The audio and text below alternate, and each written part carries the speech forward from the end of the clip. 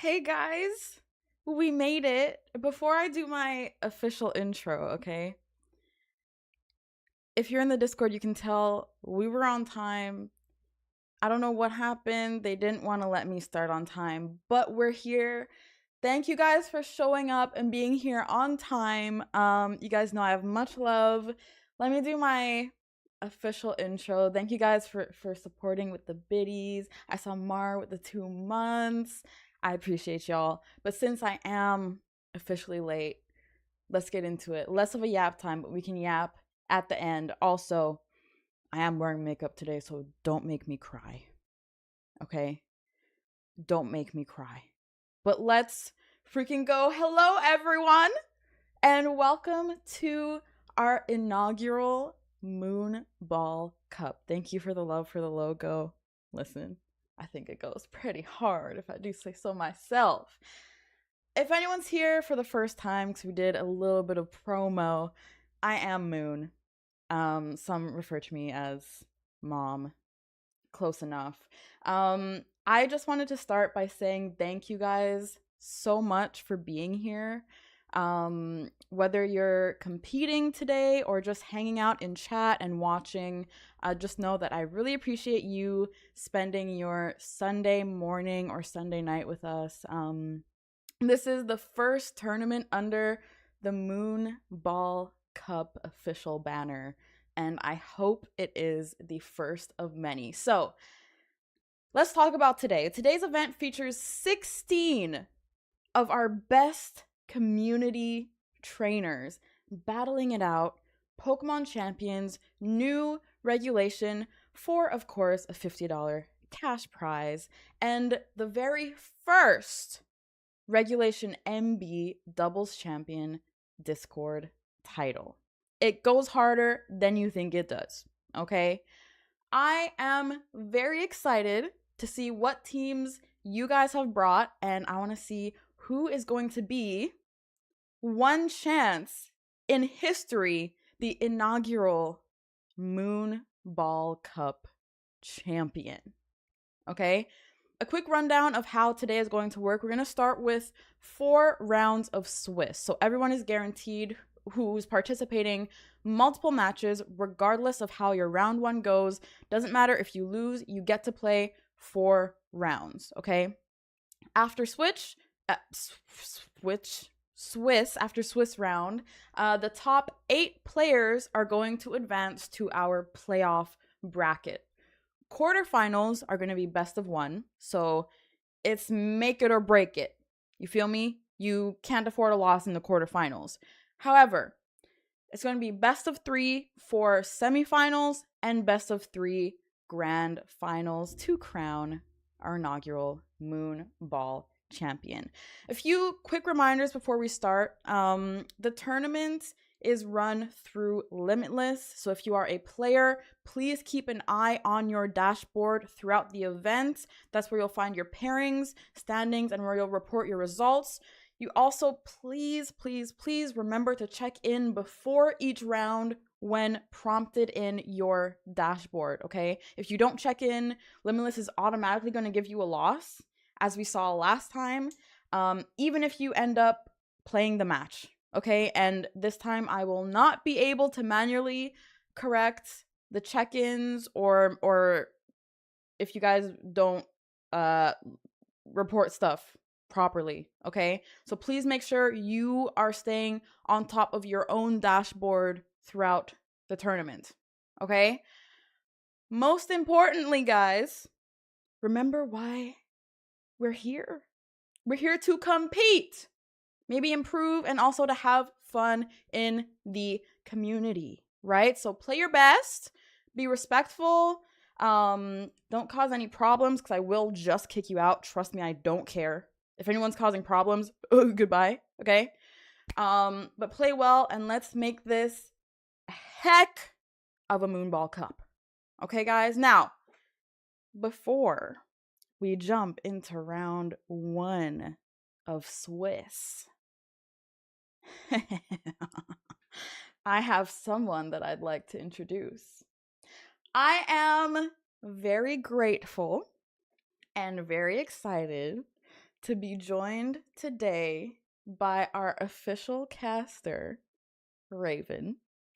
If you guys don't know Raven is a professional Hearthstone caster who has generously given his time to help bring commentary to our Moonball Cup, the very inaugural one. So having someone here, I hope, is going to make it even more enjoyable for you guys. Also, he's going to actually do a good job.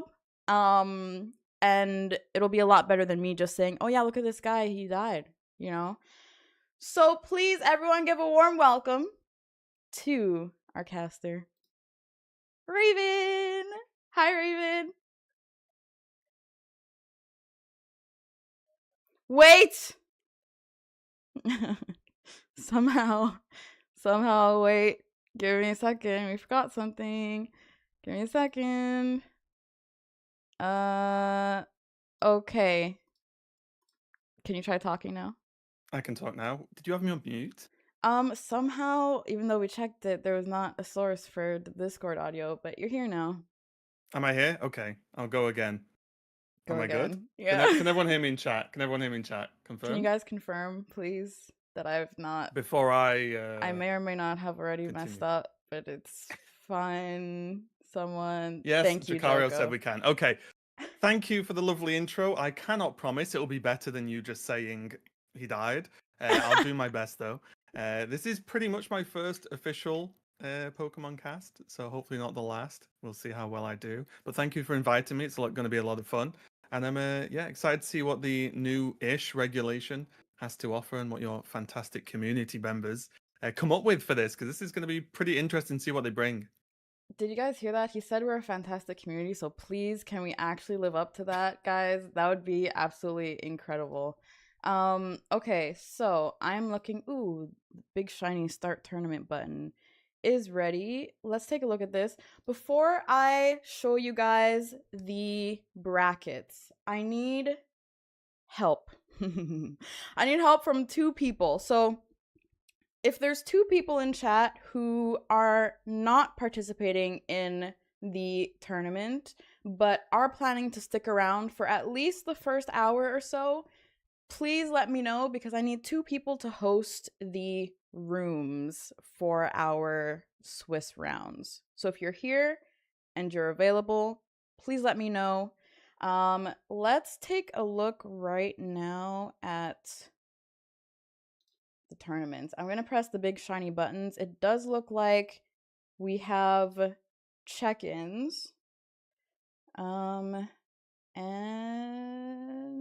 yeah, a lot of people checked in as well, even the extra spots. Yeah, I know. I did let people know that even if they did not make the top 16, to still show up and be ready to play. All right, so here's what I probably need to do. Let's go here. Where do I find the... What are you looking for? I'm looking for the actual... Oh, never mind, it's here. I'm dumb.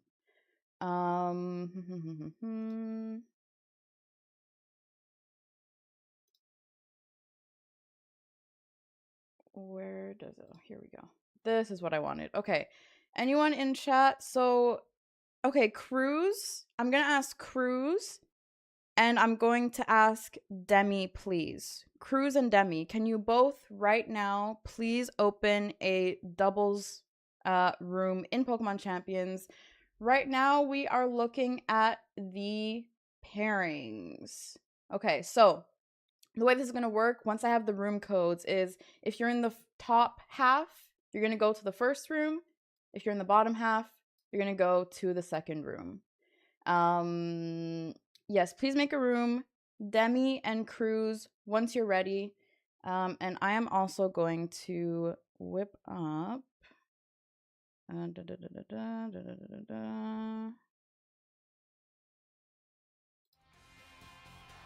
am going to get into the game.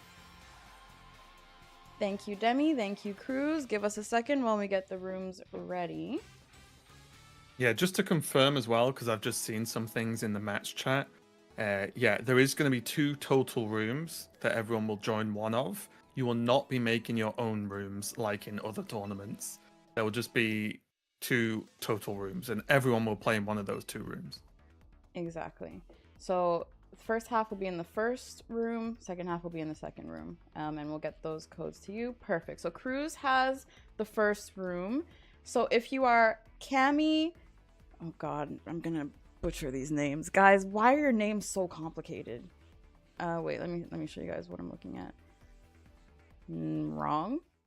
Why are your names so complicated, guys? What? Okay, I'm gonna do my best. Cammy Whammy, W Man, Mike, Ryan, Nashon, Asha, Ace, and Froth. You are in Cruz's room. The code is 62097993. Second half, you guys will be in Demi's room once we have the room code. Also, guys, you should be able as players to see who you're matched against. If you don't have that up yet, you can take a look here and see who you are against. And Demi has his room code. So if you are Gappy, Pato, ooh, Pato's playing. Ooh, we don't have Crimson in. I don't think Crimson made the first 16, unfortunately. Crimson was our last tournament winner, if anyone didn't know. So if you're Gappy, Pato, Inmate, Godly, B2K, Cupid, Harris, or Leaf, you are joining Demi's room. Code 74883809. I am going to pin this so that you guys can join. There we go. Let me know if anyone is unclear on the instructions for how and when and where to join. Crimson got me with the double rock slide flinch on the first turn. Oh no. Oh no. Did that really happen? Okay. We are, I think, ready to hop into a room. Do you have a preference, Raven, on which room we join? I've joined the first room. I've joined Cruz's room just because it was the first code that was available. Perfect. Also, there's a different way we could do this, but that's for future discussion. Doesn't Okay. matter for now. Okay. Make it a bit easy for you, that's all. Sounds good. Okay, we are officially joining Cruz's room, which means we will be getting started. You guys are free to play your first match as soon as you're ready. So, checkered flag, you guys go. First one who hops into a room gets some amazing casting by Raven Cast himself. I would jump on that if I were you guys. Looks like Cammy's jumping into court 1. Now, will their opponent jump in as well? That's the question. To be fair, if I was playing in the tournament, I'd probably get cold feet about being the very first match being casted in the tournament. But guys, Is that the oh! correct matchup? I think so. Is W-Man Lone Cannon? I'm gonna guess so. Yes, it is. Are we going in? We're going in. Our very first match of the very first Moonball Cup, gang. Make me proud. Oh, so we see Team Select open right now. So taking a look at this, we have Cammy on the Charizard, Staraptor, Whimsicott, Garchomp, Basculegion, and Incineroar. Basically, what's deemed as the good comp versus this Araquanid, Blastoise, Trick Room looking team with my favorite Slowbro in there. So I already have a favorite person I'm going to be completely biased towards. The interesting thing about this tournament, though, is it is closed team sheet. So, for example, that Staraptor could be Scarf, or it could be the Megastone, and you simply won't know until you face it and find out. So stuff like that, hidden information is going to be a little bit dicey here. Can I just point out, as a caster, are you allowed to say this is the good team and this is the bad team? Like, I feel like you need to be a bit more how should I put it, unbiased, or is that a thing that you're allowed to do? I don't know. I'm getting questioned already. I'm 3 I'm already seconds in. That's questioning your skills. crazy. And you know what's funny is I've never opened a match that well, and I could never in my entire life. So maybe I should just shut my mouth and let you do your thing. No, no, no. We're doing this together. Okay, so we are going to see the Staraptor and Whimsicott open on one side. It's going to get that Intimidate open on the Blastoise and Slowbro. Slowbro, obviously not going to care too much. Neither is Blastoise, so will be pretty interesting to see what these openings look like. Blastoise normally has that fake out, and Slowbro with the quick draw could cause havoc. But overall, as you've maybe alluded to, who do you think is looking good with this opening? I kind of like the Slowbro for very strange reasons. I just feel like people who do crazy things, it's hard to know how to play into them. You don't know what the strat is going to be exactly. Also, is that a tiny Blastoise? Or is it just me? Oh, hang on, we'll find out. I feel like Blastoise is smaller than people think. No, I think that's normal size. It's a regular Blastoise. So is Ooh, Whimsicott swap. just larger than Blastoise under normal circumstances? I think that's a big Whimsicott, yeah. Trick Room... Wait. What buttons are being pressed right now? Trick Room, Whimsicott. Oh, Slowbro Trick Roomed. Oh, the good call there. Okay, so Cammy did really good here. Switched away from the Staraptor, which if it was a Mega would be weak and have an Ice Beam aimed at it. If you expect Ice from Blastoise, of course. But either way, flick over to the Charizard to soak that Ice Beam. Still took 40%, so that's still quite a lot, honestly. But being able to just double that Trick Room to basically reset that effect means that Charizard and Whimsicott are still going to have the advantage going forward. So good heads-up play there. However, very dangerous if the Blastoise just pressed Spout this turn, because that Charizard would have been absolutely deleted. Okay, I was about to say, I'd be interested to see if they Mega the Charizard here. It looks like they are going to Mega. The Sun does help protect against a Spout here, which might help keep him alive. Also, the Moonblast. So it looks like they are trying to negate some of that Water Spout damage.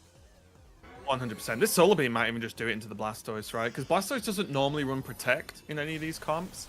So I imagine, yeah. So really smart, because even with the Sun out, I'm pretty sure... I can't quite remember, but even with the Sun, full health Spout does a lot of damage, if not knocks out Charizard. So that was a good play there to soften up and actually take it out. The Whimsicott is going to take a ton of damage, but it's going to be Focus Sash, so it's going to survive if it doesn't get poisoned, which it does not. But now this is going to be tricky. No Trick Room, pun not intended, and no Trick Room from Lone Cannon. So this is going to be very difficult now, because Whimsicott can, for example, start going Encore, could maybe drop another Moonblast, because if you're Cammy here, you are under a grand assumption, and pretty accurate one, that you are faster. Like, all of your Pokemon are faster than all of your opponents. Yeah, as a Slowbro player with your Bellybolt team, I believe he's on that team, what's a good way to get rid of this Slowbro? Honestly, if you have good matchups into it, so like you're not weak to, for example, Psychic or the Poison, you can sort of leave it to one side, because it really excels at its spread. Like normally, or at least I would run it with Poison, Psychic, and Ice Beam. But if you're worried about it, honestly, you've just got to time a double attack into it most of the time, because it is pretty chunky. So it's not like it falls over to a breeze or anything. We are going to see Wide Guard from the Araquanid, but because the swap into the Staraptor and the swap into the Garchomp, not going to be too much of a deal. Garchomp going to soak the poison pretty nicely. And this could get pretty dangerous. Does get poison, though, which is something for Lone Cannon. Yeah, I think the Wide Guard was to protect against a potential Heat Wave there. Yeah. See, you said left team, clearly the quote-unquote, better team here. I personally kind of question bringing both Charizard and Staraptor, especially if you end up... that's why the that's Staraptor's exactly there. Yeah. So... as soon as the Staraptor was led and swapped into Zard, it is almost a certainty that even if it has Megastone, because it could still have Scarf, but even if it has Megastone, it almost certainly has Final Gambit, because it's the only reason you would bring both for that outcome, where you can Final Gambit, swap one for one, and try and get ahead. Slowbro is going to get the Trick Room, but this might just be a little bit too late, because there's only one more Pokemon left, and I would guess it's King Gambit.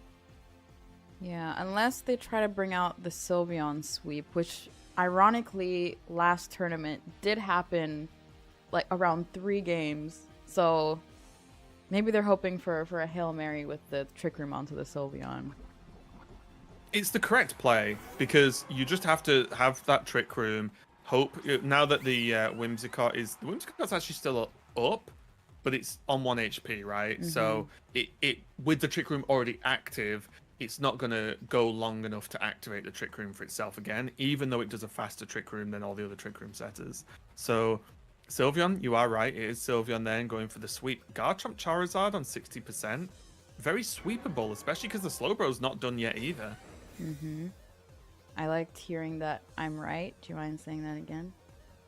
You are correct. That might be the only time it happens for this entire tournament, so I am gonna enjoy it. No double protect here. I was So expecting the double protect. Oh my gosh. Charizard just survives that. I do, correct me if I'm wrong, but I do think if built properly, a Hyper Voice from Sylveon onto the Garchomp can usually one-shot it, especially with the Chomp already being down. So the Protect was foreseeable out of Chomp, but I was expecting to also see a Protect out of Charizard. yeah, it's all very tricky, isn't it? Because it all depends on how everything's built. Because Sylveon does a ton of damage, but for example, are we assuming that this is Fairy Feather Sylveon? Most are, so that's going to maximize the damage there as long as it's matched special attack. However, the Charizard could be bulky because I thought the Charizard was going to go down there, to be honest. So the fact it lived and get that good damage off on Sylveon is very, very nice indeed. Now we're going to see the Protect and hope Charizard hoping he can soak maybe the Slowbro attack.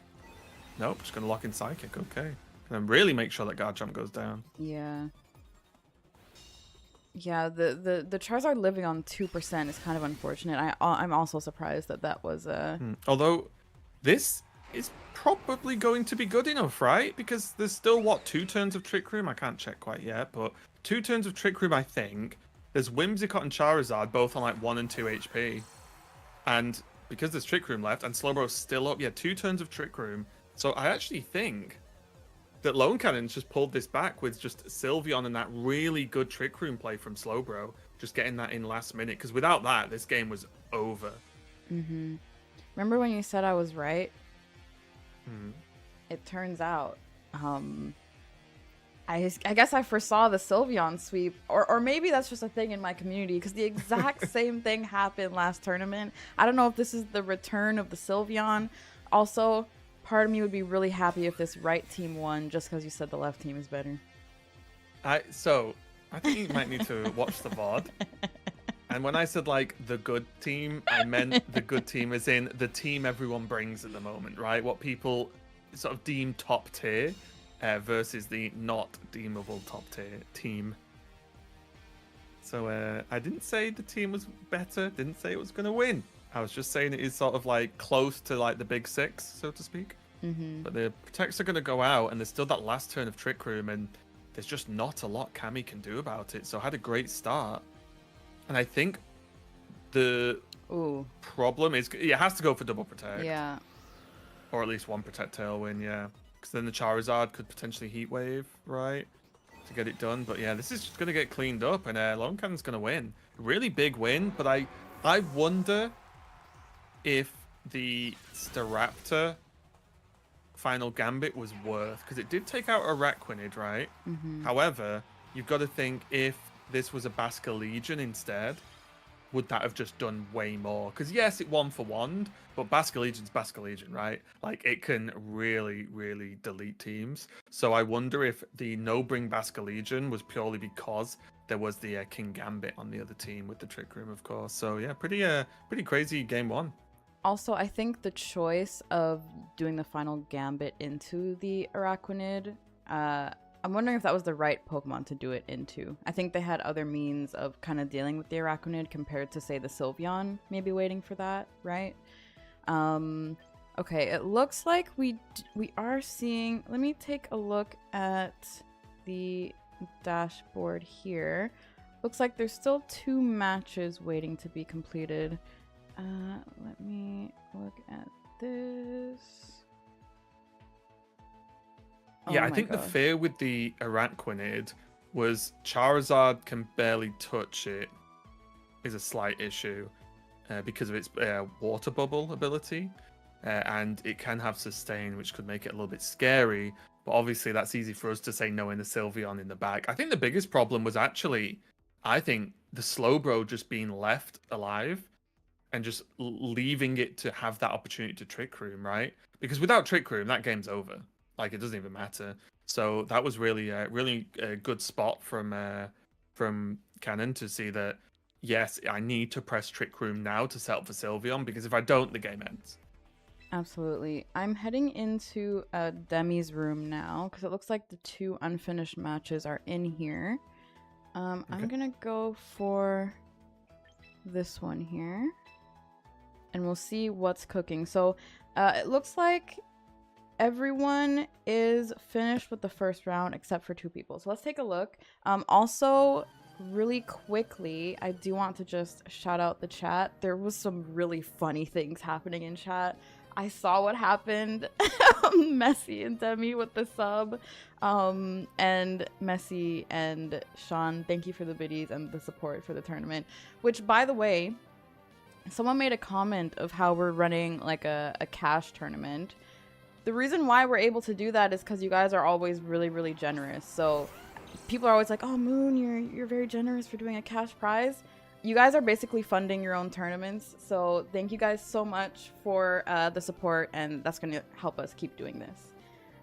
It is best of 1 Swiss. So let's take a look at this team. I saw Floette, who does have a special place in my heart. What is the official Raven prediction here, looking at just the Mons?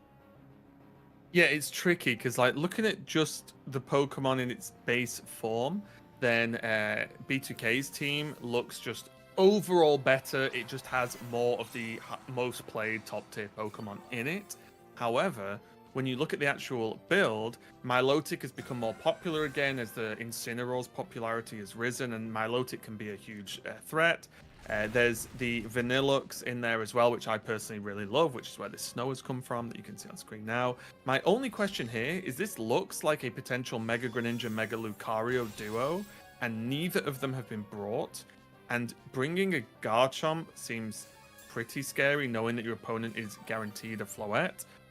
So it's a little bit rough seeing no Lucario to try and delete the Floette, right, with a steel, whatever steel move they've chosen.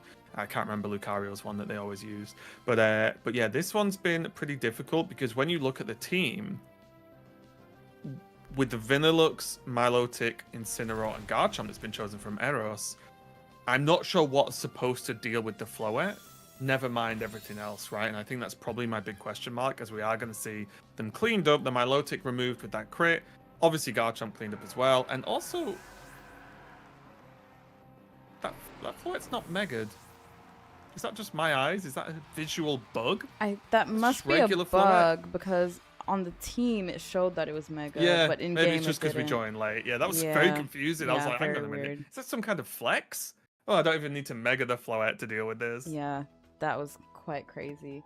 So looks like B2K did take the win there. So this is here our last match. Let's see if we can catch the tail end of this, and then we will be ready for the next round.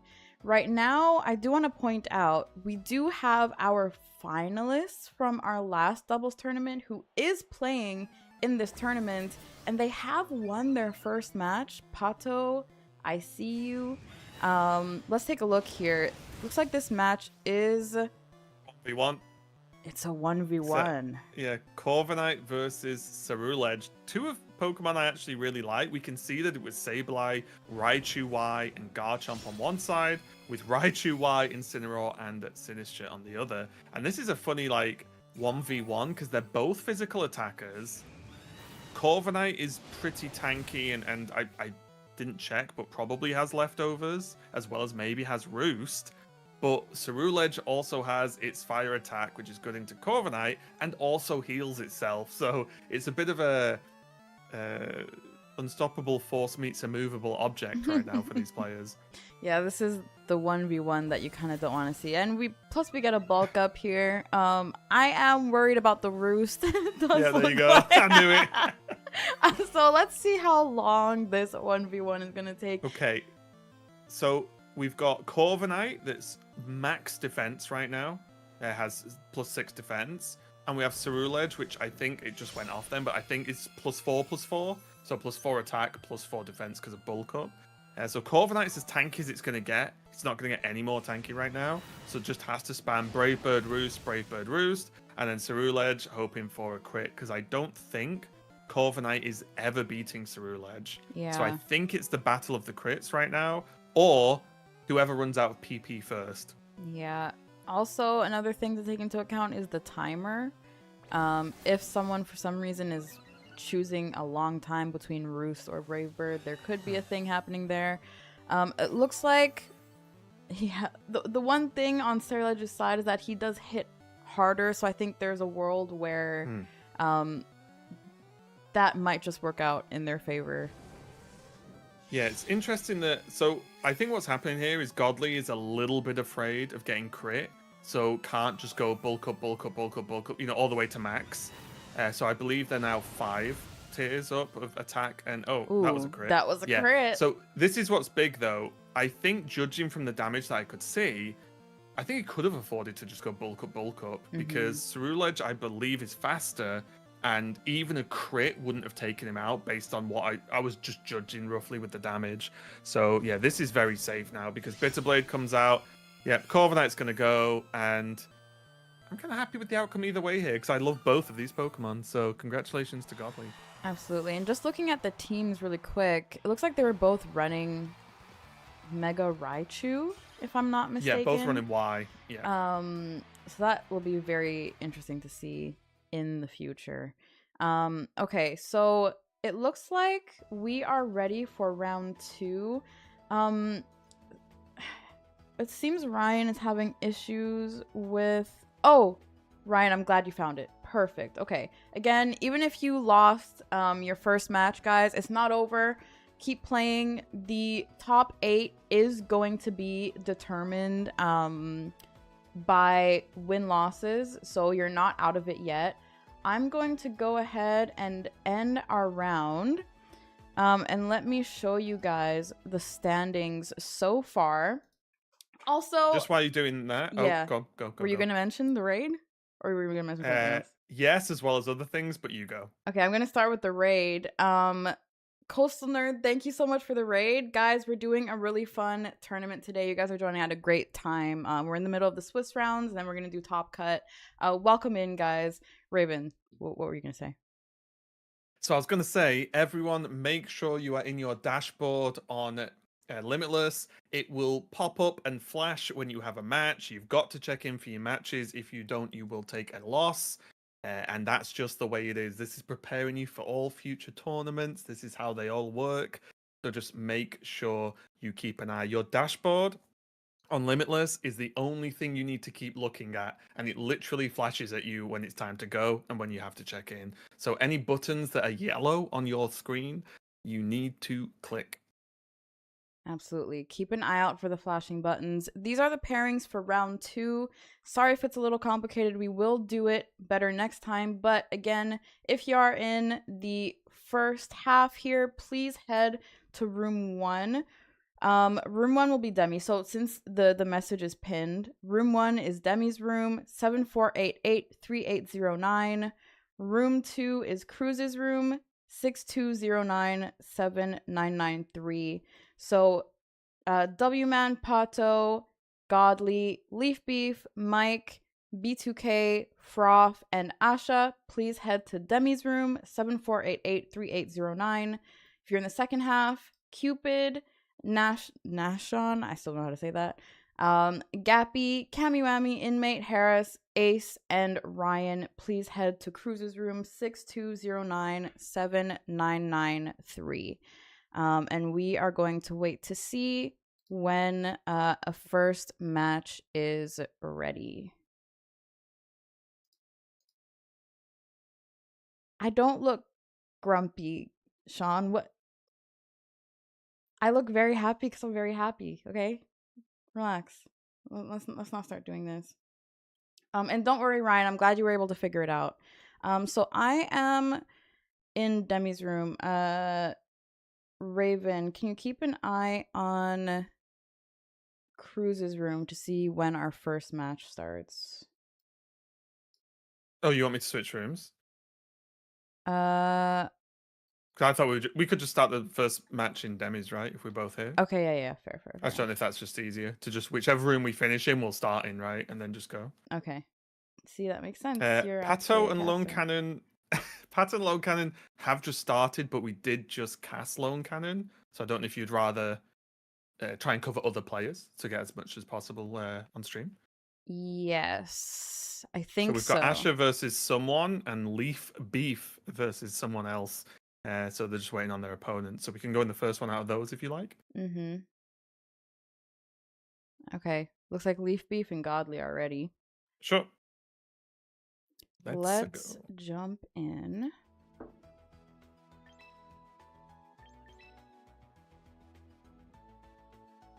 The codes are pinned at the top of the chat, Cupid, just so you are aware.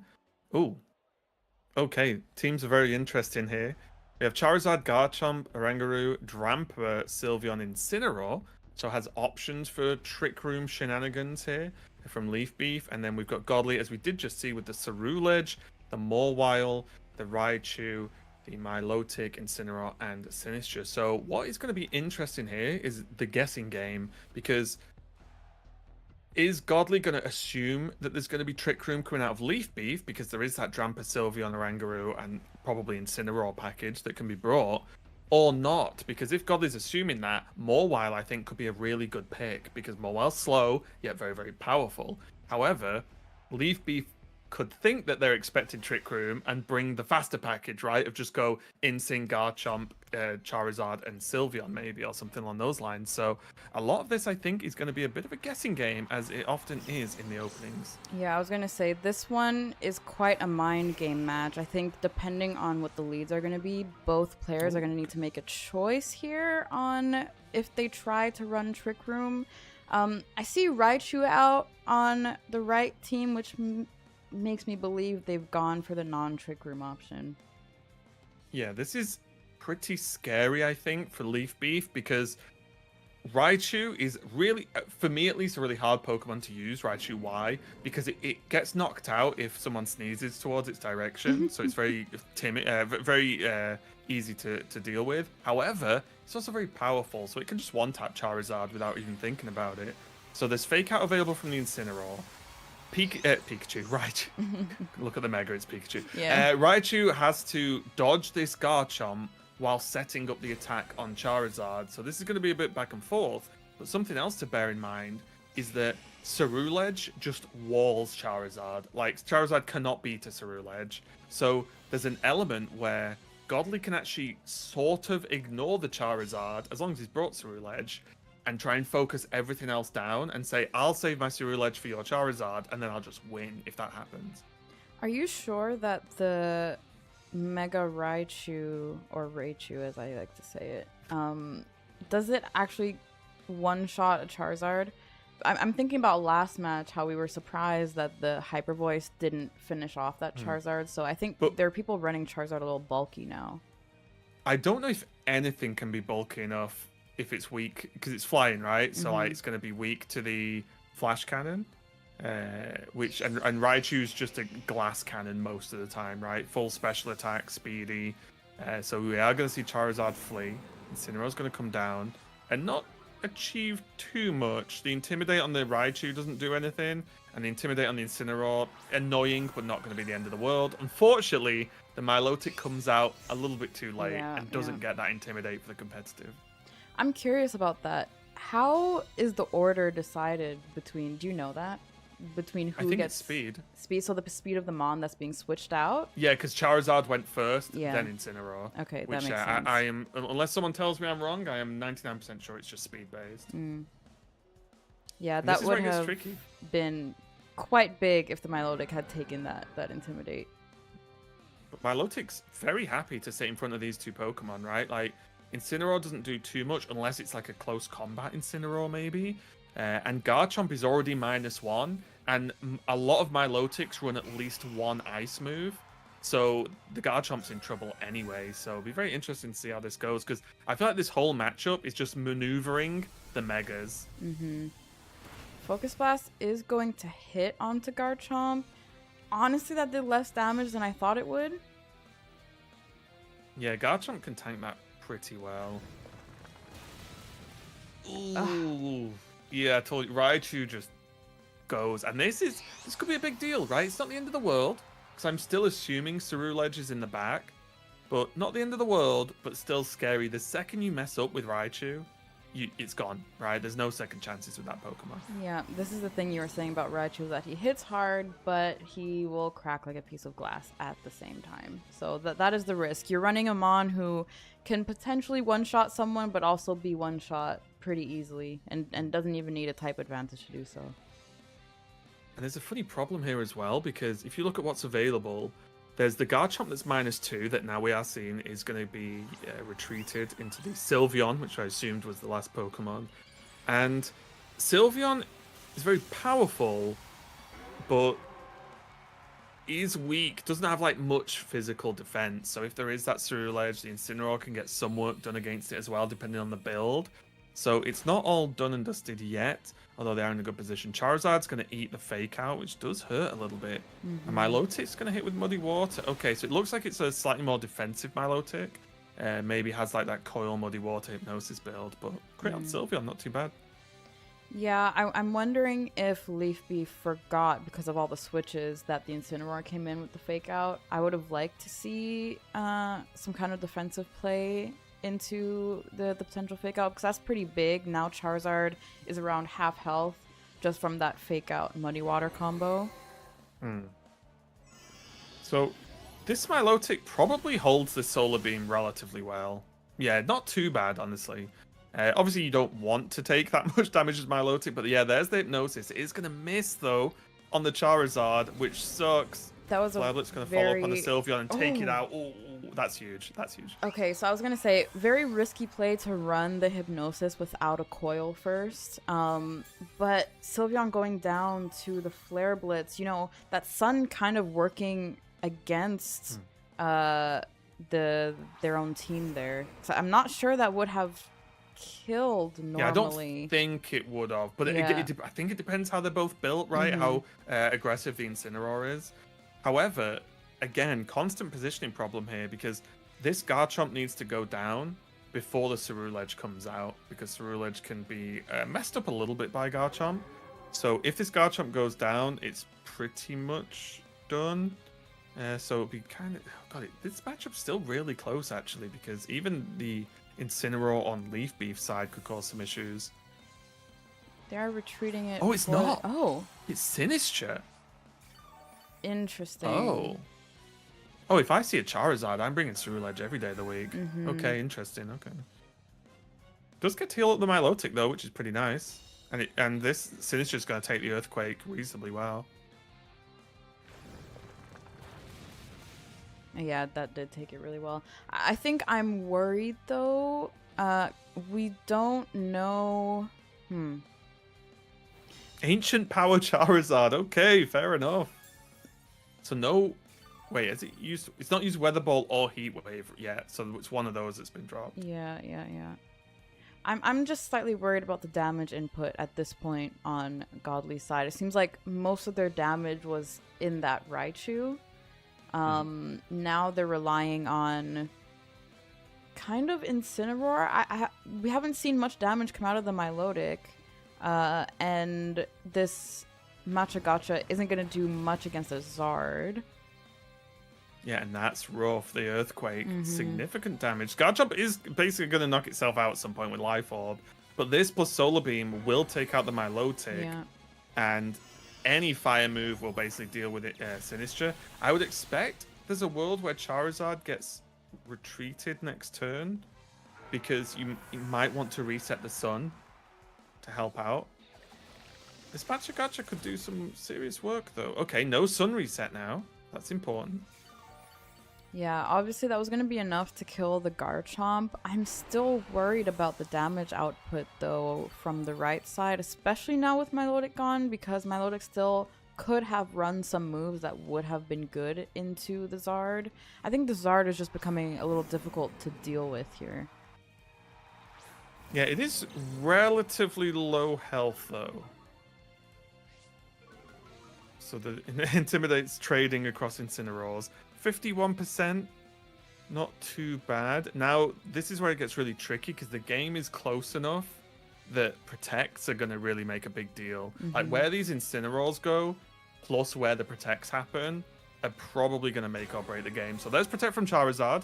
Sort of the level 1 strat there is just say, well, they will want to rush down my Zard probably, or one of them. So I'll protect now. However, with it's got Throat Chop. Okay, good to know. So Godly has Throat Chop. Incineroar's going to Flare Blitz into the Sinister that was, I guess, unlikely to protect. Take it out. And yes, this may now just have snowballed too hard out of control, simply because it's 2v1. Yeah, see, I was going to say the Rage Powder there from the Sinistra. I wouldn't have done that because you're looking at potentially 2 solo target fire moves coming out. And so I would have rathered see, I don't know, potentially a Matcha Gotcha, a Protect to bait it out. This is my first time seeing Ancient Power used in this game. I'm not gonna lie, I've never seen. Have you that seen move. it in any of the games? Because it is weird. It just throws like fossils. At Yeah, people. I didn't realize there would be fossils being thrown. Kind of cool though. Yeah, so not the Incineroar from Godly not being able to take out either of these, and yeah, I think the reason Rage Powder was pressed is if any fire move went into Sinistra, it was knocked out before it could do anything anyway. So I think it was just, okay, I'll try and keep health on Incineroar, worst case, and then go. But I do think Godly's in a really tough spot. And as I said earlier, there we go, that's going to be it. I think it's just, the comp felt a bit like Protect the King or whatever, protect the President, protect the Queen, whatever people want to call it. But that doesn't work so well when the Pokemon you're protecting dies to like any damage move. Yeah. Which is the Raichu Y, right? Like I think that was my concern. And with no Ceruledge to sort of just stand against Charizard and chill and just do whatever it wants, I think it was really tough there. So an unfortunate one there for Godly. Just couldn't really get hold of it with that Raichu. Yeah. I'd love to jump into this Asha versus Froth match because we've not seen either of them play. So let's jump into that one. Here we are. Let's see how far we are into this game. The games so far are looking really interesting. Ooh, okay. See, I'm already excited about this because I see some alternative strats in our midst, which I am a fan of. Yeah, it's all about phrases, isn't it? Like alternative strategy or dodgy strats, weird teams. Like, depends how you want to phrase it, how positive you'd like to be. But yeah, we are seeing Chimecho and Mega on one side. Along with that Rotom Wash that is going down. We can see the Sinister is poisoned in the back, but then a mystery Pokemon number 4 for Froth. Trick Room is going to end. And we also see a Clefable and Sableye knocked out. So basically 2 supporters. And then a Venusaur, which could well be another supporter, depending on how you want to look at it, right? If it's the Sleep Powder build, along with that Mega Swampert. Yeah, I think you might be able to enlighten me. What is the strat around the Hawlucha on the right side here? Not sure because normally it's the meme of like give something no guard. Exactly. And then like can Garchomp learn Fissure? I'm not sure. I want to say no, but it could also just be like Mega Hawlucha and it still does decent damage, right? That's completely valid. It's just I thought you were going to ask me about Chimecho, which I also don't know the strategy for because I'll be honest, never played Mega Chimecho ever, even though I like the look of the Pokemon. Because it just, from when I first looked at it, it just didn't seem like it was ever doing anything I wanted to try. So it seemed like one of those mega support Pokemon. And it doesn't look like it's going to get too much done in this game either. Mega Chimecho is 100% a support Pokemon. If I'm not mistaken, it's a Trick Room setter. So Which is interesting, just looking at the team. I definitely would love to see another Froth match to see what the game plan is here. Because, yeah, with the Rotom, with the Garchomp, but with a potential Trick Room Setter Mega, looks spicy for sure. Yeah, and the 5% left on Swampert. As long as it's got 1% life, it's still going to wave crash something. Although with no rain, as we can see, like Pelipper not even brought to this game, interestingly enough. Well, so without the rain, like Swampert going to be pretty slow, but I think Venusaur should be able to... Wait. Ooh. Sludge Bomb the best choice? I don't know how the Venusaur's built, of course, but never mind. This has been turned around. I don't think... If that's the best Venusaur's got... Yeah, that might Mega be... Time Echo team's the best. Easy peasy. Interesting. I think the reason why Pelipper was not brought here is because they only wanted the rain for Swampert. I'm guessing the alternative bring path here is also bringing Archelodon, in which case I think they would have brought the first 4 Mons on the screen there. But the Rain Dance setter here was almost definitely the Sableye. I've seen a lot of Rain Dance Sableyes. Maybe with the clay is enough to keep the rain intact for the game, but it does look like Froth with this unique team is gonna bring home the match, and I love to see it. Really interesting there to see how that one. That's one of those matches I wish we'd seen from the start, right? Because I just want to know how we got there. Like, what happened? But yeah, it's interesting where it seemed like there was a lot of support. So I imagine maybe the problem was a lack of damage because Venusaur, it's fine. But then there was Clefable and Sableye that was brought. And I think people might bring Clefable in the team to deal with Staraptors, which can be very nice. And you can basically wall Staraptor with Clefable. However, it's just a little bit spicy when... with these teams that bring multiple supports, you always have to ask, do I have enough damage to actually be relevant in the game? Definitely. And an interesting piece of information is that Froth, with their unique Mega Chimecho team, is actually 2-0 in the tournament right now. So nice. I definitely want to catch a full Froth. For some reason, Froth is hard to say, even though it's four very simple letters. Let's take a look here. We have 2 matches still in this round of Switch. I always want to say Switch for some reason. I'm like Nintendo Switch brained. We've got Mike on the left. We've got B2K on the right. It looks like we're looking at another Venusaur here. I'm seeing another Sylveon. I don't know what's with the Sylveons in my tournaments, but that's a thing. Not brought to this match specifically. Yeah, sorry, just to confirm, because we have a thing here, we are not altering any results based on not checking in, correct? Correct. Okay, cool. Just so I can sort this out. There we go. Apologies. Okay. Oh, wow. There's a lot of damage splashed out everywhere here, isn't it? I've just looked. Okay, so already Grimmstyle and Pelipper down, Venusaur and the Archaludon up on one side, and it's just looking pretty good for B2K right now.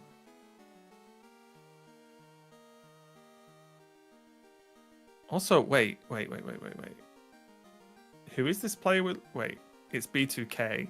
Have you noticed something about B2K's character? No. I think the whole team is in love balls. That would be crazy. I'm pretty sure when we looked at him just then, at least on my side, it did the focus where it zooms on the character, and all the balls are like the purpley pink. I'm sure they're all love balls. Someone can confirm, or B2K can confirm in the chat at some point. But I think the whole team's in love balls now, which is crazy. Yeah. And now I have everyone just spam protect. yeah, exactly. Give us another shot. Now I have a strange dream to have all my Pokemon in moon balls. Thanks. Doable, actually. Doable. Isn't that kind of hard, though? I don't think it's... Well, hard equals, like, time spent, right? It's not, like, actually hard. It's just how much time you want to give. Right. And there's some Pokemon you can't, right? Like, you can't get Floette in a moon ball, for example. Oh, see, that's a problem. Is this a bug where Floette It must be. Yeah. people just can't not be pressing Mega, right? And the Yeah. Mega pitch on the right, so it must Yeah. just be a spectator bug. However, both the Pokemon are going to be cleaned up by the Floette, and look at the the character will pop off, right? Because they won. Let's see. Hold. Ooh, almost. Oh, all but one. Is that all but one? Oh wait, the Floette, obviously. Oh, it's the Floettes. Yeah, the Floette can't be in a Love Ball, so close, but I'm a bit disappointed. You shouldn't have brought Floette. Yeah, don't bring Floette just for the balls. Absolutely. Okay, we are now going to take a look at the results. I do think everyone has played their matches. Let me go ahead and start the next pairing so that we can start opening the next rooms, and then I'll take a look at this round. Okay, same as last time. Room number 1 is Demi's room. Room number 2 is Cruz's room. So Froth, Pato, B2K, Leaf Beef, Ryan, Cupid, Inmate, and Mike, please head to Demi's room, 74883809. Second room is Cruz's room. Second half, W-Man, Godly, Asha, Gappy, Harris, Ace, Nashon, and Cammy Whammy. You're going to Cruz's room, 62097993. I do want to take a quick look at where we're at right now. Once again, Pato is currently undefeated. If I were anyone playing in this tournament, I would be slightly afraid of Pato. Pato has already proven that they can perform under pressure, and the only reason that they lost last time in the finals, which by the way it went to 3 games, was because of some shenanigans. And so I think Pato is definitely the person to beat here. And speaking of Raven, we wanted desperately to catch a full Froth match. It looks like Froth will be battling Pato here, the two people I was just talking about. So how about we dive into this one? Sounds good. Team select, we do see the sort of water Swampert, like the rain Swampert team with that Mawile in there as well on Pato's side. And then Froth, as we see the Halucha, almost certainly Mega Stoned, right? It would be odd not to be, but who knows? Along with that Chimecho Mega that we saw earlier, and then the sort of more standard Garchomp, Rotom Wash, Incineroar, and Sinistcha. Incineroar and Sinistcha, like an evil duo, knocking about as like sort of combo support Pokemon, which makes a lot of things difficult to deal with. But I want to see some Mawile. That's what I want to see. I also want to see thing's some a beast. I just got disconnected. Give me a second. The classic Pokemon Champions, you're not connected to the network thing, even though I am live. Internet. No. Has that never happened to you? Nope. I'm going to choose to say never. Oh, okay. So we're lying now? Nobody check the VODs. Right. Okay. I didn't know that was allowed here. Okay. Well, we are going to go into the game. I'm not sure if you're in yet, but I will radio cast it if need be. I am in. We have Fried Fish, also known as Basculegion, on one side, like with the Pelipper for Pato. And then Incineroar with the Rotom Wash. Rotom Wash, well positioned here, right? Doesn't care about the rain buff against it too much. Obviously, you'd rather not take more damage. However, being a water Pokemon itself, as well as the electric type to deal with all these water Pokemon on the other side, quite nice indeed. So Rotom could be one to keep an eye on in this matchup. Yeah, it looks like we have more lives in the chat, by the way, Iskrin. I don't appreciate it. Let's try I'll again. PayPal you later, Iskrin. Yeah, see, the thing about Good the job. rain, right, is depending on what you're against, it's kind of like the sun from the Charizard, where they set the sun, the Incineroar then was able to get off a Flare Blitz that killed that same team's Sinistcha, I think. Oh, no, it was the Sylveon, which was a huge game changer. In this case, I don't think the rain will make that big of a difference. We have Fake Out going on to the bridge. Yeah, really nice switch there because Incineroar almost always fake out. Very nice. Incineroar almost always fake outs, right? Most people just can't help but press fake out. And you can't fake out the Basculegion, so why not swap the Pelipper into the Archaludon and get the lowest damage? Is that Thunder? My God, sorry, it was a Thunder Rotom, not Thunderball. That's And crazy. see, Really using the rain. I just finished saying sometimes that rain can work out Yeah. against you, and we see the thunder come out to destroy that Basculegion. And once again, it seems like you're setting the perfect weather for the opponent to get a key knockout onto your team. And I don't know if you hate to see it or love to see it. Yeah, it's interesting. I think both players had some good heads-up plays there because, as I was saying, the fake out on the Archaludon's basically a free defense boost, right? Like, more or less. And then the Rocking Thunder, maybe expecting a lot of rain teams instead of Thunderbolt, just means, guess what? Thunder's just better than Thunderbolt in the rain. Like, it just is, right? So, some good building of this Rotom Wash so far. We are going to see the Mawile, though. I'm so shocked. I'm happy. Thank you, Pato. I don't know it. what's going on here. We see the Mawile coming out into what seems like a very standard rain team set by that team. And so I'm wondering why they didn't choose to bring Swampert.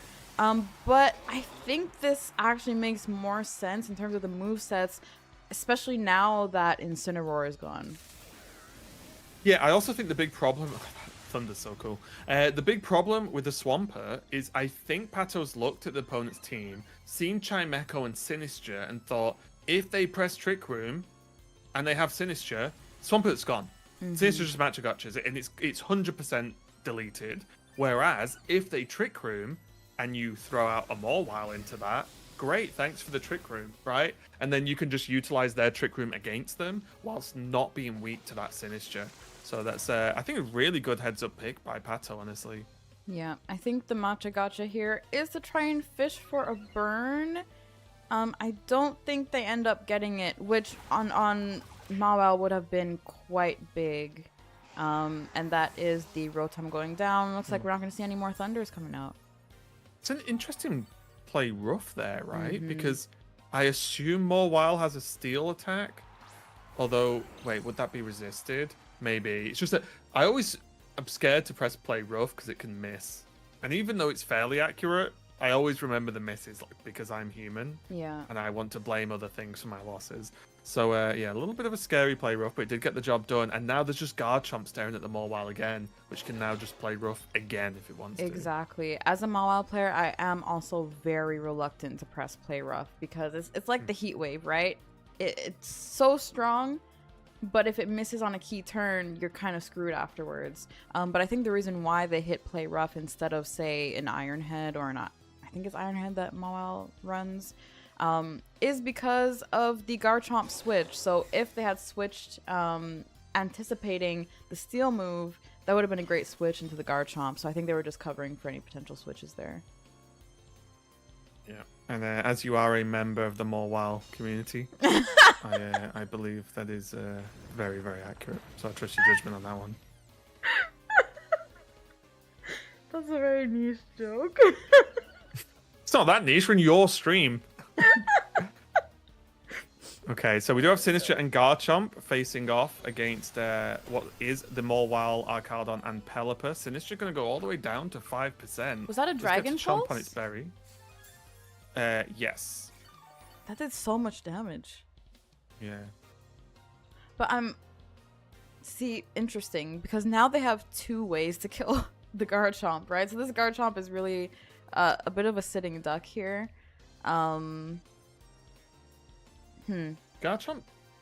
is decent. Like, that has options to do stuff, right, against this, against what it's facing off against, though, right? Because I assume it has. Did we see a ground move? I assume it has a ground move. Yeah, I was going to say the one saving grace for the Garchomp here is if it could hit an EQ onto Mawile, that would just knock it out. But it looks like Pato does know that too, and is going to... Okay, so Garchomp doesn't even go for the ground move. Goes for the Rock Slide. Oh my gosh. Ooh, okay. Focus Sash on the Pelipper, though. Is huge, and again, very interesting because this is a closed team sheet format, so you don't know if that Pelipper's got Focus Sash until you proc it, and then once you procced it, it doesn't matter that you know it's got it because it's best of one Swiss. So it's very there's a lot of tricky things that can happen because Pelippers have started running Life Orb now, which is pretty sick. Matcha Gotcha gonna clean up the Pelipper though, which is gonna be pretty nice as Mawile goes out, and this is this should still just be fine for Pato, I think. However, it is that problem where Morwile is very slow. Therefore, you know it's just going to sit there and you sort of hope it doesn't go down to something. It does have a good amount of health. I'm still worried about this EQ hitting the Mawile. It will knock it out. The only problem is it hasn't come out yet, and so I'm wondering, is this a Chomp without an EQ? Which I would be very surprised. It could have Stomping, and it's trying to dodge things, right? And try and aim at the right stuff and dodge protects. It could have, I'd be shocked if it doesn't have Earthquake or Stomping. Also, there's an issue where maybe they're worried if Sinistcha doesn't have Protect, they're worried about Earthquake in their Sinistcha and maybe knocking that out as well. Maybe they decide that they need the Sinistcha alive for now. Very interesting, though. Yeah. Does he protect him a while? Okay. I would protect on Mawile to see if I can fish any information on what this Garchomp is running, because that can make a big difference here. Oh, there's Earthquake. And how well is this the Archaladon gonna take the Earthquake? Very well. Okay, so Dragon Pulse and this is over, right? I imagine. Rage Powder came out. I think even if the Sinistcha goes down, it's fine, right? Because now it's 2v1 Garchomp. I think the Archaladon can take another Earthquake, honestly. Or it can protect, get some more leftovers, and then it will almost certainly be able to take another Earthquake. Unless there's a crit, which is very scary. Yeah. Yeah, I think the way that Pato still loses this is if there's some crit shenanigans. Okay, so it looks like they do go for the protect route to secure being able to survive. Very nice. Yeah, that's really good. It's as good as it's going to get, the Sucker Punch, right? Because that's just some damage from Morwile. Normally very slow Pokemon. Gets to do that priority move. Morwile gets cleaned up. But now I am fairly certain the Archaladon can tank an Earthquake. There you go. Yeah. And obviously Garchomp's just hurting itself with Life Orb, which doesn't help this situation either. Yeah, the leftovers should be enough to tank the EQ. The only way they wouldn't be able to survive this is a crit. And stranger things have happened on stream, so let's see what's about to happen. Whenever you think you've got a game in the bag, you get crit. Yeah. And then you lose. Let's see. There's the Quake. Oh, okay, it does take it. Very nice. And then Dragon Pulse should be able to clear this up, no problem. Especially because Life Orb's going to proc again. Put it down to 8%. And unless Dragon Pulse can randomly miss, this could be, what is it, Soft Sand or something, Garchomp? Oh no, because it's Life Orb, we know. But yeah, there was some really weird things would have to happen for that game not to go too well. So yeah, Pato with another victory. The champion. Ironically, Pato's bridge was called Clutch 2.0, and that bridge quite literally clutched that match. So love to see it. Okay, what match should I'll let you pick. I'll be a gentleman here. Well, they just finished. We could go Yo Mike Low if you want. Sounds this good. One? Yeah, as I said, Pato now 3-0 undefeated. Definitely the person to watch. Although Froth did put up a very good fight. That was no easy match by any means. Okay, so we're hopping into this game here, and it's looking a bit one-sided at this point. Oh my. Did you just see that turn? No. Okay, so many crazy things happened. Oh my, even more so now. The Sableye encored the Archaladon. The Archaladon was paralyzed and didn't act because it was paralyzed. The Garchomp went to Rock Tomb the Pelipper, missed, and then the Pelipper one-shot the Garchomp. Oh, so, no. Just a series of unfortunate events for both players, but I do think Mike actually got ahead of this. Okay, something I've never seen in my life is we have a Raichu who survived an attack. Yeah, I was completely there with you. If you weren't going to say that, I was, because what has hit right? Do you think one of these raindrops hit it from the rain, and that's what brought it down to 5%? And then it's like, okay, well now I can play. Something like that. It must have been. We could give him 2 drops of rain, right? Yeah, I actually have no clue what could have hit it. Maybe a Spirit Break from the Grimmsnarl? Yeah. That's like the only thing I can think of that wouldn't have just one-tapped it. Very interesting.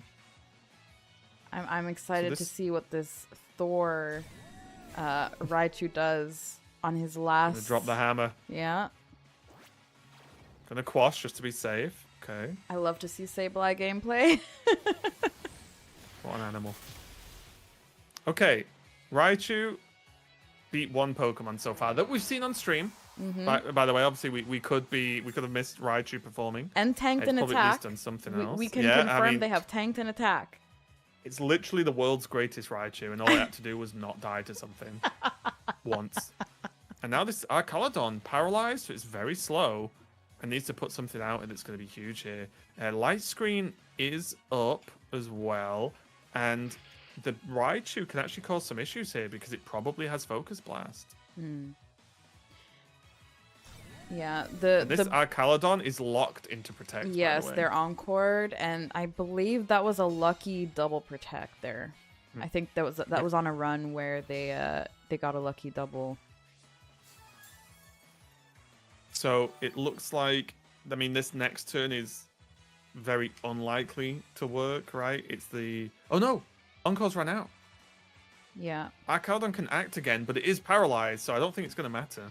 And can't... Because Raichu's going to be able to go. As a Sableye gamer, can't we just Encore again? Yeah, we see the Encore coming out. And so when you are the last Mon on the team against Sableye Gaming, whatever... move you choose to use, you'll be using for the rest of the match, and unfortunately that is looking like Protect. That hit hard. That hit quite hard, according to me. Yeah, not too bad. Although there is a world where the Raichu still gets knocked out. By rain? No, by struggle. If you run out of Protect, right, with the Encore, you end up struggling, I believe, and he could struggle into the Raichu and knock it out. That would be tragic. However, they still have someone else who can finish off the job. It's been a pretty good game, though, for Adway, because they still have one mystery Pokemon, as you mentioned, and somehow this Raichu is still alive, so they've only actually lost the Garchomp, which got one shot, as I said earlier. So they've actually been in pretty solid control of this game. One thing about running a Sableye as a lead is that if played correctly, you can have a lot of control over the match through like controlling speed with Quash, also just mitigating. Actually, in fact, no, the light screen was on the other side, but on the point of screens, that could be something that keeps a Raichu alive. Oh, true. Yeah, like reflector, light screen could explain it just about. Let me guess. Depending on what this last Pokemon is, though, you might have to be a little bit careful. There's no way. Sableye doesn't do anything, right? Sableye is kind of pointless at this point in the game. So if Raichu goes down... Okay, which is fine. Yeah, okay, this is fine. Yeah, this is almost certainly going to be the outcome, but there's just small worlds where things get a little bit weird, but very, very, very, very niche outcomes. Yeah. So yeah, it looks like Adweight Jedi is going to take the victory, and the game's ended with Mega Raichu still breathing, which is pretty impressive. Quite crazy, isn't it? I'm just happy we got to see Raichu in action. Unforeseen circumstances there, I think. Taking a look at the matches, we have 7 out of 8 matches completed. Oh, and last one just finished. Yep. Let's go. You guys are killing it. Let's move on to the next round. I'll go ahead and end this one. And we'll pair the next one. You guys know the drill. Then I'll come back and look at the standings. Room 1, B2K, Pato, Froth, Ryan, Leaf Beef, Asha, Inmate, and W-Man. You are going to Demi's room, 74883809.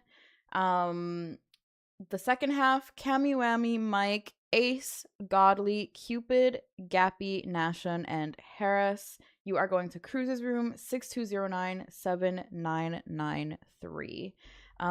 Looking at these standings, Raven, we only have 2 people, it looks like, that are 3-0. So the ones to beat here are Pato and B2K. And if I'm not mistaken, I saw someone in the chat say that B2K absolutely destroyed them in their match. So I'm excited to see. I don't know. Have we seen a B2K match? Do you remember? I think we have. Yeah, we saw B2K a little bit earlier. The thing to remember, though, which is very interesting, is Pato and B2K will face each other now, guaranteed, because that's just how Swiss works. However, you once Swiss is over, the playing field is reset again, right? Because your previous scores don't matter anymore. Once you hit top 8, it's a winning into top 4, and then you go. So even though these two players are doing fantastically well, even if you're not one of those, if you're at 2 wins and you win your next game, you have a really good chance of getting into that top 8. So don't worry too much. We could watch the B2K versus Pato, or we could try and take a look at someone else if you like. I'm going to let you make that call. With the pressure. Yeah, while you're deciding. Also want to point out that even if you have won all your matches, as soon as you move on into the top 8, the next round is only best of 1. So even if you've had a 3-0, 4-0 run, you still need to bring it into the quarters if you want to advance to the best of 3 rounds. I had to introduce a little bit of a cutthroat type of deal in this. So here's my idea, okay? Okay, hit me. Pato and B2K are almost certainly through, no matter what. So I've joined Cruz's room, and we can maybe try and watch a match from players we haven't seen too much of, because we will see Pato and B2K in top 8, right? Absolutely. So I think that's a good idea. If you agree, you're the boss, of course. And this is why you're a professional. Turns out once in a while you can make a decent decision. Yeah, once or twice a year. It's This, not too bad. When's the next time going to be our next tournament, I hope? Sure. I'll book it in, and I'll have to be wrong for the rest of the time. Yes, guys, we got him. We got him for the next one. Okay, which one are you jumping into? We have Nashon and Heras. I don't think we've seen either of those from what I can recall. So we can jump into that one if you want, at least start there. Let's do it. Okay. We've at least not seen Heras that I can recall anyway. So just be good to get as many people on stream. Obviously, it's awesome that people sign up for this tournament and play in it. It's super fun. So we'll have a quick look here. And aren't you glad I picked this one? We've got Goldengo up top on the left there for Nashon. And then on the right, we have Skeledirge, my favorite slow bro. And we've got Trevenant in there as well, which is a Pokemon I think I've faced once since Champions has come out. I happen to love Trevenant, by the way. Niche moon lore knowledge. I like running Trevenant on my singles team. Trevenant, it can be so funny. There's some funny Trevenant strats. But looking at these team, what is the Raven official prediction? Well, Nashon has the most, again, sort of standard good Pokemon team. However, I think a lot of this will revolve around how well Nashon can deal with Slowbro. Because the thing with Trick Room teams is if they get Trick Room out, things start going wrong, right, for the other player. So we'll see how it goes. It's going to be Slowbro, Skeledirge open. I imagine we're going to see a King Gambit coming out. Normally, if you have King Gambit on your team and you are not a Trick Room team and you're against one, if you put King Gambit out, you basically say, yeah, Trick Room, it's great. Also change scene, please. We're in the team select. Sorry, I was listening to your voice. It's okay. So you pick King Gambit to say, if you Trick Room, I've got a slow Pokemon, so it's fine. And if you don't Trick Room, King Gambit's still very strong in that Sucker Punch. So these are going to come out here, which can offer Fake Out, which is one of the drawbacks of not running a Pokemon such as Farigiraf as your Trick Room setter, and also not running a Fake Out user, because I'll be honest, I'm not a Skeledirge specialist, but I don't think it has Fake Out, although I do think, can it learn Trick Room? It might be able to learn Trick Room. But anyway, this is going to be interesting. This could possibly be a double Trick Room turn. If they assume one's getting Fake Out. Oh, wow, okay. Yeah, throwing out Mawile off the bat here. It makes sense if Skeledirge does Trick Room, because that can't be Fake Out, right? Oh, no, it's just going to Will-O-Wisp. Okay. Interesting.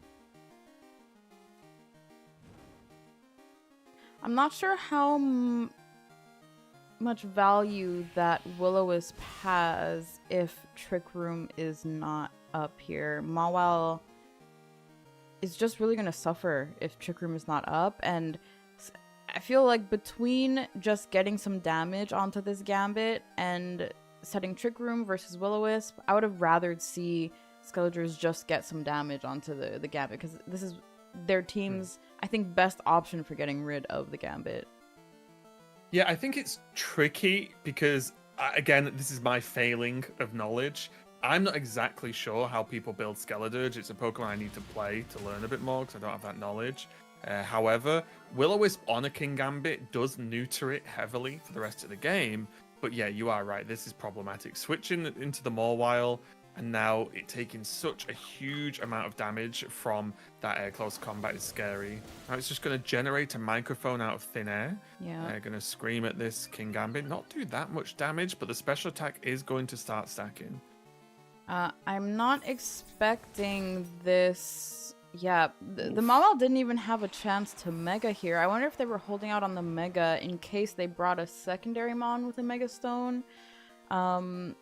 Which might potentially be the Tyranitar. I'm struggling to see what the game plan is here into this. I think it's scary because I think there was a world where seeing this opening, you might still have to go for Trick Room and just say protect turn 1 to dodge the fake out and then go Trick Room, or you risk it anyway and just start spamming Will-O-Wisp on everything, right? If you go protect on Slowbro, Will-O-Wisp, and then next turn you go Trick Room, Will-O-Wisp onto the Sneasler, then maybe that's enough to keep Slowbro alive. Now I don't know if that's exactly the case, but it's a possibility at least. Okay, they do bait out the Sucker Punch. Oh, and the Gunk. Wait. Wait. They just left Slowbro. Okay. Interesting. Well, I think Harris is back in the game. Yeah.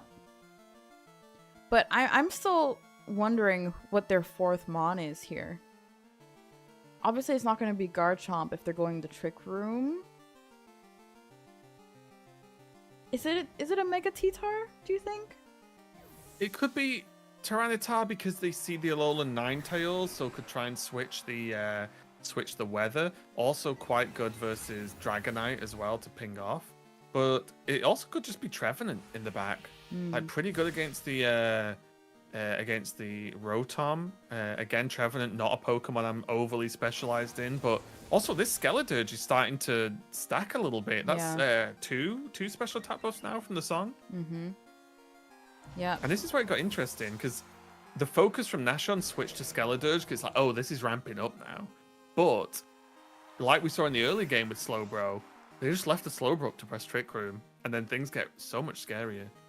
I'm also just noticing the names of the Mons on Nashon's side. I don't know if this was on purpose, but definitely getting some brownie points here. I don't know if it counts for anything, but I like it. Yeah, you're gaining all those extra points that have no bearing on the result of the tournament whatsoever. Wow. All right, I see how much my opinions mean to you, Raven. It's not that, I'm making sure the rules are clear. That's all. Have my back, right? Exactly. Yeah, I would love to see Trevenant come out, frankly, because it could very well deal with this Rotom. I think, ooh. I was going to say I'm not sure how the T-Tar would fare into this. Do you think anyone on Nashon's side is running the Sash, and who would it be, do you think? It's probably going to be the Ninetales Focus Sash, yeah. I would imagine. But yeah, the Tyranitar's not so bad because the weather's good. It's going to give itself a special defense boost with the sand as well. But I just think, I'm just shocked that the Trick Room was left up. Well, the Slowbro was left up to use Trick Room because Slowbro legitimately dangerous and quite difficult to knock out if you're not going to double focus it. Outside of a couple super effective moves, of course. Yeah, as we saw there, Slowbro taking a big move to the chest like an absolute bro. It looks like they're going to have to use their resources once again to be able to knock it out. But they're gonna show their last mon, and it Trevor. is Trevenant. I'm excited about this. I'm very excited about this. Trevenant again. I honestly think I've faced it once since I played the game, since it came out. So excited to see what Trevenant can do. I'll be honest, don't even know what its ability is. I can tell you one thing that it does, but the Skeledirge survives with a dodge. Wait, did it dodge a Shadow Ball? It dodged a Hydro Pump from the Rotom. Oh, it's Hydro. Yeah. Okay. But it dodged a Shadow Ball because I was like, does oh that my mean goodness. It's got soft sand? The Dragonite just pulled off a double protect as well. There's some crazy shenanigans going on. So one Trevenant strat, I forget what it's called, but basically it can reuse a berry. A strat is you give it Citrus Berry. Every time it falls below half health, it has a chance to just get it back. Heal up, get it back, heal up, get it back. Which is very funny when you're lucky. I'm not sure if that's the strat that they're using here. It's just hard to kill because it has a lot of regen. So especially if you don't have any super effective moves into it. Yeah, it might be called Harvest. It can be difficult to deal with. You either need to double into it or have some very effective moves into it. Yeah. I'm really surprised that the Slowbro got retreated last turn. And again, if it's got Trick Room, then it's not running Psychic, probably. Oh no, it probably is running Psychic. Yeah, I'm very confused because if you're spending time retreating while Trick Room's up, you are, to an extent, wasting Trick Room turns, right? Because one of your Pokemon retreats, the other one comes out, and you've not really done anything. Now, don't get me wrong, retreating is a thing that can get you some value, but now we see Trick Room's over, and now Nashon's just back on top, right? Oh, Trevenant's got Trick Room as well. Okay, fair enough. If everything has Trick Room, then fair enough. We can just keep spamming it, but it's still interesting to be able to get it up. So, Heros still back in with a chance, but not looking great considering that Trick Room was kind of stolen a little bit earlier on. Yeah, I'm also wondering about the Gunk Shot on the Sneasler. I'm not sure if that's some new tech. People do play it because it does. I think it's better chance. It one shots Floette, right? Whereas Diaclaw doesn't, depending on a few things. So I think Gunk Shot is used. It's just not super common. It also looks like it's not the Harvest strat on Trevenant. I think the other thing you can do on Trevenant is, I think it's like a type boost potentially, but it looks like the berry strat is not going to work out. Skeledirge still just stacking, becoming quite a nuisance to deal with, and knocks out the Sneasler, which I think is great for Harris at this point. It really is. That Rotom's left over now. Probably going to try and go for another Hydro Pump. But Trick Room's up, and now Skeledirge is +3 special attack, which is an insane amount of extra damage. And this, I think, is one of those games, and there's no shade at any of the players. I think this just happens in games where focus gets split pretty often. And if you that's Psychic. And if you do split your focus, especially against tanky Pokemon, then it can be really hard to come back. Also, is this Dragonite just protecting every single turn of the game? I can't remember the last time I saw it do something other than protect. It has been protecting and succeeding, which is the crazier part of this. Was that 3 in a row? I think so. Something like that. I think the last time I saw that Dragonite do something, it was a Dragonair. It's crazy. Still a little bit scary. 2 turns of Trick Room left. Are we going to see Protect number 1 million from Dragonite? Who knows? There's no way, right? No. Yeah, Shell Cider, I'm not going to finish. Poison's pretty nice. The poison is going to be enough to do it, though. Shell Sidearm, one of my favorite moves in the entire game. Why is that? Do you know what it does? No. Oh, so it's a poison attack that's basically chooses whether it's special attack or physical based on what will do more damage. What? Yeah, it's cool. That's so if kind you of get insane. A special defense drop, you'll start doing the physical version of the attack instead, which is pretty sick. That's Just wild. like this is going to be over though, as Poison cleans up the Dragonite, and Heros is going to take the win with the Slowbro Skeledirge Trevenant team. That's crazy. I love to see Trevenant come out on top. That's a little nod to one of my favorite Mons here. I'm super happy we casted that one. Because that was a very interesting match. Also, I didn't realize Shell Sidearm is so overpowered, and now I see Slowbro a little differently. Yep. Taking a look at the matches that are still running, what do you want to jump into? Well, there's Eros and Gappy here, right? Yeah. I think they're still going, and while we're here, yeah. Absolutely. I don't think we've cast Gappy yet. I don't think so. And since this is the last round of Swiss, we'll try and cover as many players that we've not covered so far. Mm-hmm. I think that's a good idea, because then we'll see all the players we've done so well that we've seen, and moving on into that top. Oh, we joined one for Eros late, didn't we? Because we remember this team with the Lucario and Greninja. Yes.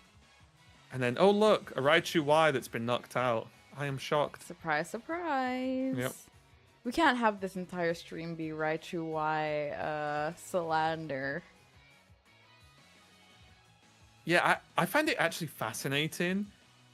Clearly people love the Pokemon, even though it just falls over. It gets like, it's about as powerful as a wet paper bag in terms of its like durability, right? I think its move is so strong, plus it guarantees a paralyze. Like, the thing I hate about facing a Raichu is I'm like, all right, who are they going to choose to paralyze? Who are they going to knock out my speed? Who's about to not do the move that I really need to hit? Which I think can just nuke a carry potentially if they're paralyzed. But you're basically sacrificing a Mon who gets sneezed on, right? Yeah. Well, this is pretty close though. Although, so we've seen the Vanilluxe already gone. The Milotic is paralyzed. Incineroar going to clean up that Dragonite. Incineroar going to return the favor with a Flare Blitz on Milotic, which is maybe the most pitiful Flare Blitz I've ever seen. I assume that Incineroar is also intimidated at this point. So this looks like it's going to be a really big cleanup. Yeah, Eros is going to take the victory there. Gappy not quite enough, but they're positioned really well. And again, I think Milotic is started off in Champions very strong, pretty quick, then fell off, mainly because Incineroar fell off, and now Incineroar's back. Milotic's just the nuts once again, because not only does it counter Incineroar in being water versus fire, obviously, but then it's just the Intimidate. It just makes you even stronger, so that's absolutely huge. I guess we're jumping into the other... There's one match left, apparently. There is potentially one match left. We can try to catch it in case it started late. Whoever gets there first. Let's race to it. See if my APM's fast enough as an old man. I'm just slow at looking at things because I'm looking at 5 million I things. did play StarCraft competitively, so that's my only APM bonus here. I'm already joining. Of course you are. Give me a second. And remember, guys, after this, we move on to what I would like to call the absolute death round, which I'm very happy to incorporate into my tournament. Are you jumping into the match? Yes, I'm in it. It's Corviknight on 82% as the only Pokemon left for Jedi, and then King Gambit on 16% as the only Pokemon left for Lone Cannon. So we're back in that 1v1 Corviknight scenario I think we had at the start of the tournament before, so we'll see how this one turns out. Looks like players are taking their time in the choice. Body press coming out. Yeah, that should just be enough. Yeah, really, really long, interesting game there we covered. Yep. We got to jump Corviknight in, takes it. Yep. see Corviknight jump on top of this Gambit. You know what? I'm not mad at it because I do not like that Gambit. Gambit is not my favorite Mon in the game. All right, so it looks like we are finished the Swiss round. Let me... I guess now we only need one room, right, Raven? Correct, yeah. Which means I can make it. Okay, so let me do this. I'm going to show... Actually, I won't show it yet. Let's take a look at the standings first of all. Looks like Pato came away. Pato is really living up to being a former almost champion, I will say. Looks like Ryan took it, Leafy. So we've got a lot of 3-in-1s here. that happened from our last round, and a bunch of 2-2s. So now we're going to look at ending the round. And now we're going to see who our official top 8 are. Drumroll, please. Let's see who made it.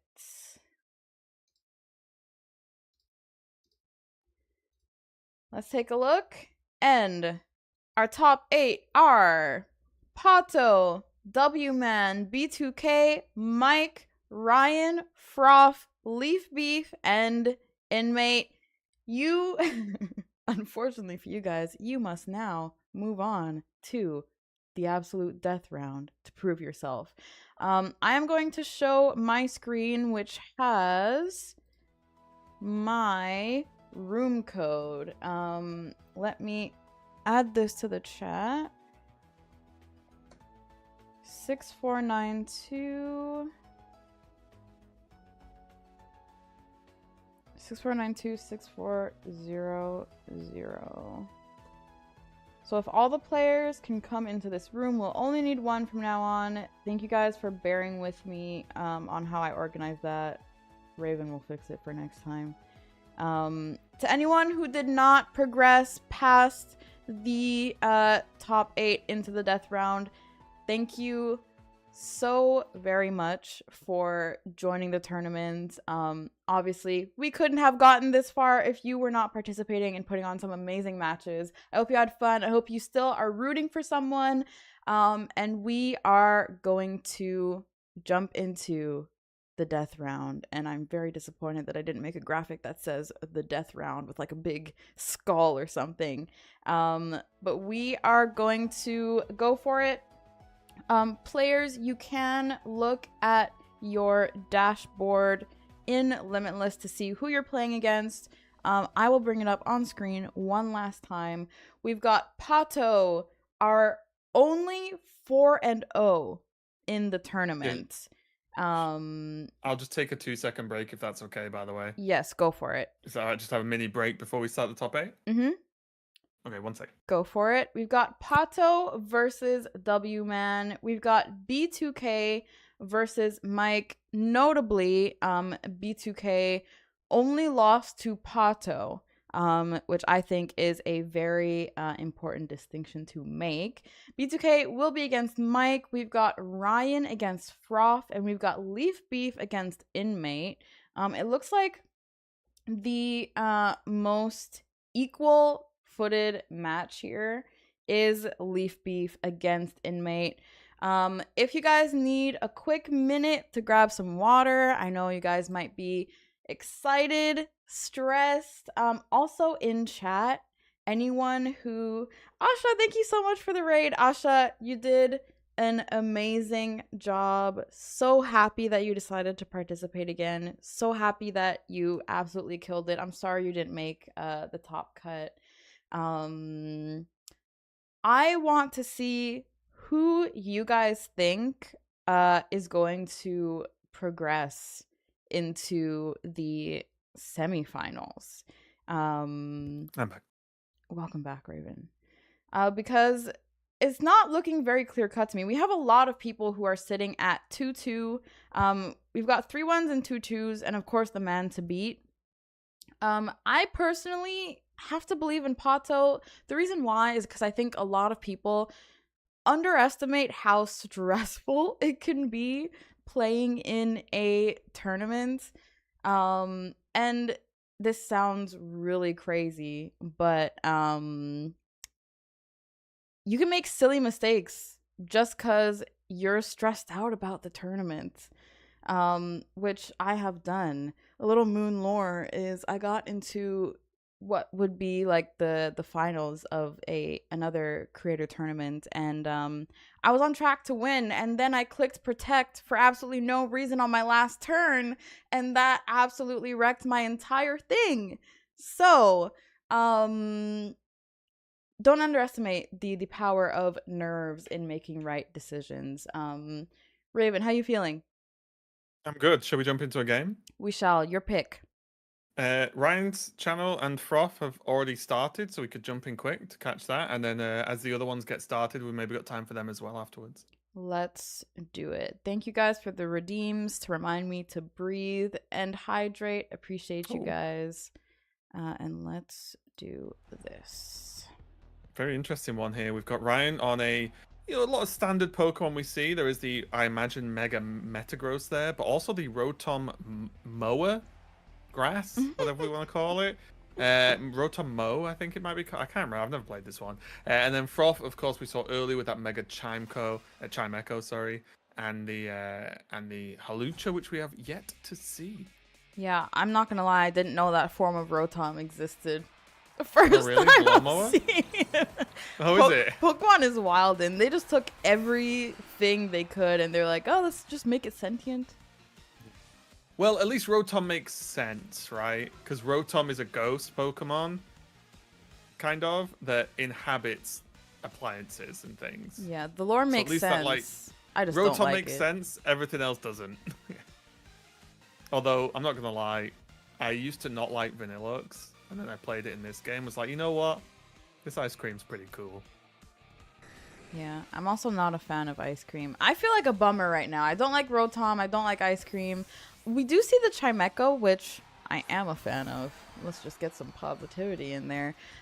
Switching out for the Basque on turn 1. We do get to see the Mega Chimecho. I do believe now we have the chance to see if this is a Trick Room setter. And they go for Protect. This wants to be pretty safe. As usual. Parting Shot. We are stunned by Froth's shenanigans, which has been a theme in the matches that we've casted so far. So I'm interested to see how this plays out. Parting Shot's interesting there because I would always assume that I mean, it's not Megad, but the Dragonite hat. Is that Whirlwind? Hilarious. That Chimecho is literally, it's a wind chime that's been blown away, which is kind of poetic. So I would assume the Dragonite has multi-scale, so I would imagine the fake out would have been very nice on the Dragonite, just to chip the multi-scale off. And I'll keep talking because all I can see in the corner of my eye is you laughing.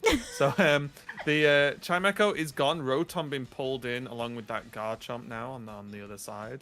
So yeah, really interesting that they seemingly was not interested in dealing with this Dragonite's multi-scale to an extent. But we'll see how this one goes.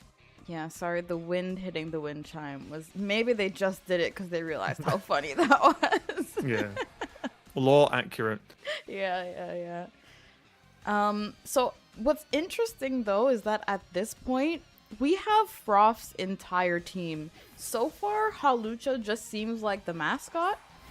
We've not seen it in action, which means we still have a lot of questions. And the lawnmower comes out, which I'm shocked. It's actually quite terrifying. Look at those teeth. I know. You know them. You push it along, and it just chomps you. It's some pretty scary. Rotom v Rotom action as well. It's called Touch Grass. Pretty good name. I genuinely have not seen this lawnmower before, and so I'm curious to see what the use case is for bringing this compared to what we usually see, which is the wash, right? Or heat. Could be to deal with. Oh, that took a lot of damage. Yeah. Could be to just have for Swamperts, right? You just have a relatively decent, any grass attack would do. And I'm not sure what the speed is on this, but it's got wheels, so it can't be that slow. Because that's just logical, right? So yeah, maybe the grass attack does the job on the Swampert, and it's just coverage in that instance. And obviously, it still has access to some other stuff as well, but. Now this is where you start to think, well, what is this Chimecho achieving in the team? Because I'll be honest, we've not seen it do much so far. We've not seen it do anything. I don't think yeah. we've seen it do anything other than protect, which is why I'm wondering... Just make noise as wind hit it. Come on, Raven. Well, that is literally all we've seen it do. It got blown away and it made some noise, which it, to be fair, is what it's built to do by the looks of things. Oh, God. Falcon Punch, the Talonflame coming out. Talonflame, one of my favourite Pokemon, actually. Or at least favourite bird Pokemon, anyway. Gale Wing's very nice, but it could get tickled here. Oh no, just going to be Still a not parting tickled. shot. So that's interesting. So they chose not to break the dragon scales or the gale wings. Did I say dragon scales? Yeah, multi-scale. My To be bad. fair, they didn't know, like, the Talonflame got swapped in, right? So they didn't know Mm-hmm. about breaking that, but it definitely should be a priority, because depending on how this Talonflame's built, like, this thing can have Will-O-Wisp, which is a big deal, and also even just dropping the Tailwind, that +1 priority with Gale Wing, there it is. Dual Wing Beat is a little bit scary as well in general, but not so much against this team, I don't think. Wow, well, see ya. Yeah, that's pretty crazy. I guess washed just got washed. Really good. Thank you. Yeah, that's Ooh, the and rock slide. When Talonflame it's just got rocked. okay. Right? That's what we're doing, yeah? Okay. So, You know what? I think that was funny. good. There you go. Someone in chat did point out something really interesting. I think they are correct that the Dragonite actually was running inner focus. But did they know? I think they knew, yeah. I remember seeing it. I believe turn 1 when the Intimidate came out. There we go. Oh, yeah, good shout. I didn't even notice the Intimidate block. Yes, okay, fair enough. Makes absolute sense. I take it all back. I Yeah. suck. You were wrong. I can say that once a year. Not the first time and won't be the last. Aren't you the one who says you're always right? Except for when I'm wrong. That makes sense. Tech coming out on the Dragonite. Double protect.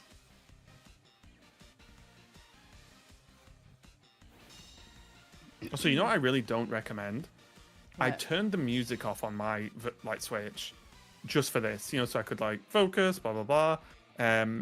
Don't ever do that. I really do not recommend playing Pokemon in silence because it's just not a game you should play with no music on.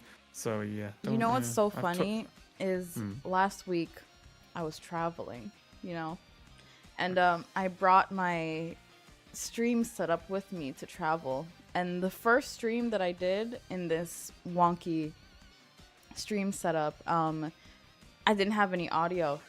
So I was literally just sitting there playing Champions with no audio, and I had a different experience. For some reason, I found it quite zen. It was just me alone with my thoughts. I think music is so ingrained into Pokemon that it's just crazy to play without Pokemon music on because the music is so good. I definitely felt a... Okay, so this is really smart. Sorry, let me get back to the actual game. Dragonite held off on hitting their Mega to soak up those Intimidates. Now that they're ready, they've gone for their Mega. And if I'm not mistaken, they still haven't gotten hits. Mm-hmm. So that is multi-scale intact, isn't it? Yeah, multi-scale will be intact. It's going to take that special drop, though, which is frustrating because they just did Draco Meteor, right? Mm-hmm. So now they're, -3 special attacks? Dragonite's doing nothing going forward. I'll just triple check where we are. Yeah, -3 special attack, -1 regular attack, and I assume if it's doing Draco Meteor, it's a full special attack Dragonite. So it's going to be really, really rough. Chimecho. Chimecho. I used to call it Chimeco, and apparently that's wrong. So Chimecho coming out, and Garchomp going to be facing down. And Garchomp could do some damage, but that multi-scale will soak a little bit. And for some reason, this lawnmower is still kicking around. Still touching grass, but I'm excited to see this Chimecho as correctly. Ooh.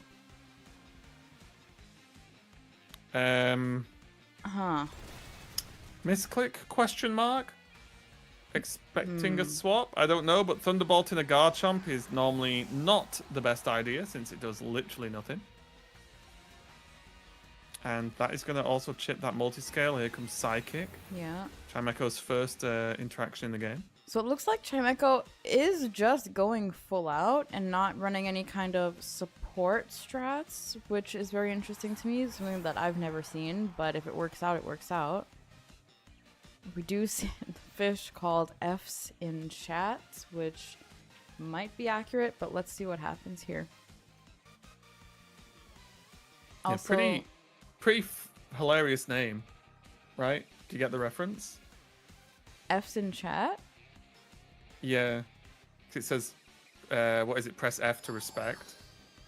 Um, Or press F to pay respects, right? And it has yeah, last respects. yeah, that's funny. I don't. That's in chat. Yeah. I see. I thought it was like FF in chat, basically. No. If us old uns know the reference. I know the reference. I just didn't activate my brain. Hmm. Also, I love to see my chat bullying the way you pronounce Chimeco. I really appreciate you guys. You guys are the light of my life. Chimeco again Chamco is going to be a nickname. Yeah, Chimeco goes for a protect again, so we still don't get to see much more Chimeco gaming. Last Respects is going to get locked in onto the fish. I don't know if it's sashed or scarfed, so that is a potential lock-in of a move for the rest of the game, which isn't an issue against this Froth team. This is really scary. It looked like Froth was in a good spot, but Basculegion is a heck of a Pokemon and could just 1v2 here, even if this Dragonite does nothing for the rest of the game. But yeah, I think Chimeco is the CEO of Chimeco. Right? That makes sense. That's the lore we can use. How long were you sitting on that one? Since the Chimeco conversation, Yeah. I was waiting for a good moment to go in. I appreciate it, yeah. This is scary though. This Basculegion legitimately could just solo. Just gonna have last respects. There goes Chimeco of Chimeco Industries. And now Garchomp 1v2. Earthquake isn't even going to touch the Dragonite. Although the Dragonite basically doesn't exist anymore. But the Basculegion's going to survive. Yeah. And I'm pretty sure this should seal the deal. Because it's just this Garchomp and the last respects will clean this up no problem at all. Oh my god, it was Doesn't a crit. even need to. Was it a crit? It had to have been, right? I don't think it was. There's no way it might...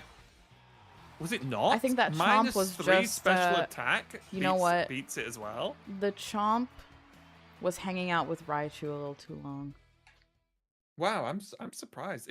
I thought it made the crit noise, but maybe I don't know. It doesn't matter. Regardless, good job on the victory there.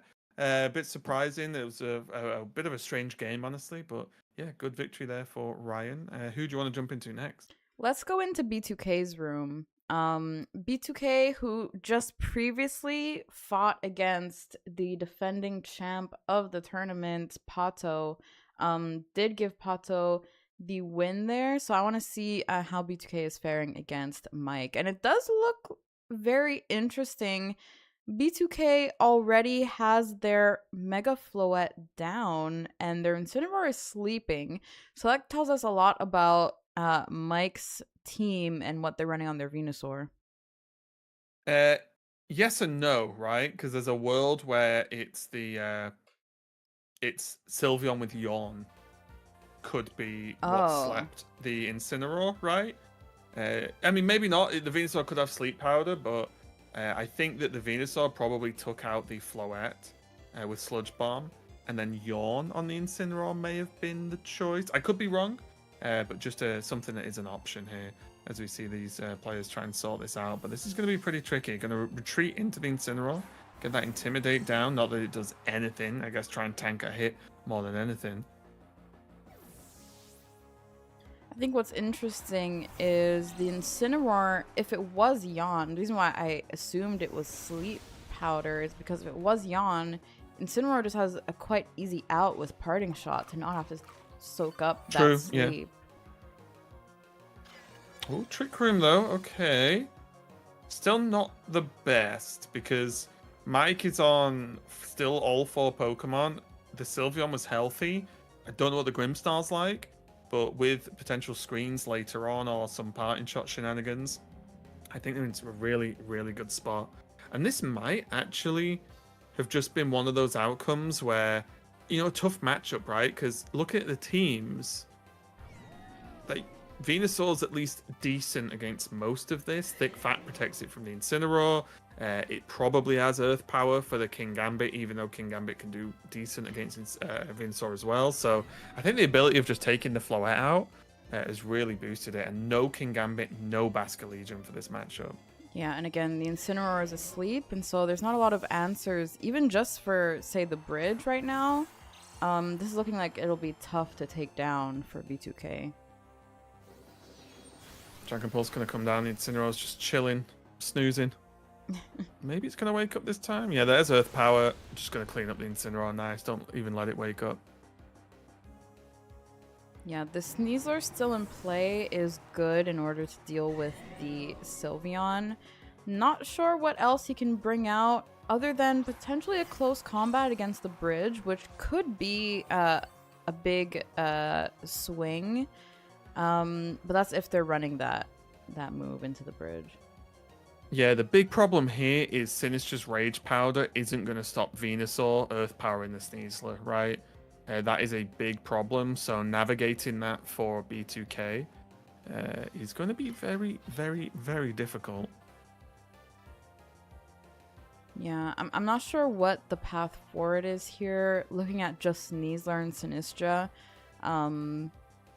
Especially, I mean, you know, there's a path forward to beat the bridge with close combat, potentially, but the Venusaur just looks like it's not going to take much damage from anything left on B2K's team at this point.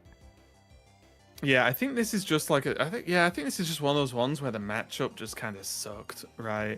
The Venusaur just pretty nice into most of this. Arcaladon, even with no Pelipper and something else that does pretty well into this comp as well, as long as it can dodge those. But yeah, Earth Power on the Protect, like, okay, so Protect happened, Trick Room comes down, but what does that change, right? Because guess what? Venusaur's going to press Earth Power again. The Arcaladon's probably going to just do an attack into the Sinister. Now what, right? I don't really know what the outcome is here, like what even the perfect scenario would be. Although, honestly, that one Pokeball is actually bothering me with all the wolf balls. Yeah, just sack the Floette. You don't even need it. Yep. Not worth it. Rage Powder gonna come out anyway. Interested to see what damage can be done on the Venusaur. It would need many more turns. These are gonna survive the Earth Power, yeah. So now the big question here is, does Mike know that Sneasler survives, and did they double into the... No, they did not. Okay. Weirdly possible. Weirdly possible, because of the Trick Room. Although, now this is where the guesswork begins. Do you Protect on Venusaur and try and attack the Sneasler with the Arcaladon? Does the Sinistra have Life Dew? I don't know. Or do you assume that B2K is going to think you're going to protect Venusaur and not protect and just go Earth Power and assume that the Sneasler might actually go close combat into the Arcaladon because they think the Venusaur is going to protect? So this is where Pokemon is very clearly the game of mind games, I think. And you can be punished pretty hard. He's going to use... Okay, so we've gone for level 1 strategy, which is press Protect. Okay. Protect from the Sinistra is interesting to me. Let's see what the... this is huge. Yeah. So this is where one player guessed right and one player guessed wrong, right? Yeah. Like we saw B2K assume there either wouldn't be a Protect or was too scared of it. And didn't go for like a close combat or something on the Arcaladon. Not that the close combat necessarily was going to magically win the game off the bat. It probably wouldn't. But that's just how tricky it can be in those scenarios with the Protect sort of mind games going on. So yeah, and I think that's all the match is done, right? That is all the match is done. Let me bring up the standings and the results of the absolute sudden death round. Pato survives. Pato still undefeated would have to be to go to the next round. Pato still the person to beat here. Mike knocks out B2K unexpectedly. We have Ryan, the expected winner, winning against Froth, which we saw, and we have Inmate taking out Leaf Beef, which I saw in chat was apparently a very, very close match. So we're gonna move on to now what I think is sort of the main event, because now you guys are gonna learn a little bit about these. We need to report this one. You good? Yeah, this one just didn't get reported. Mike won, right? Mm-hmm. Okay. And that will be all the matches complete. And now we go on to what I think is the main event, because now you guys are going to get to know each of our remaining trainers very well, because we are looking at best of threes. And we're going to find out who's going against who right now. We've got our top four. It looks like it's going to be Pato versus Mike and Ryan versus Inmate. Whenever you guys are And ready. well, hang on. Just to confirm, are we doing the matches separately and casting both, or are we doing them at the same time?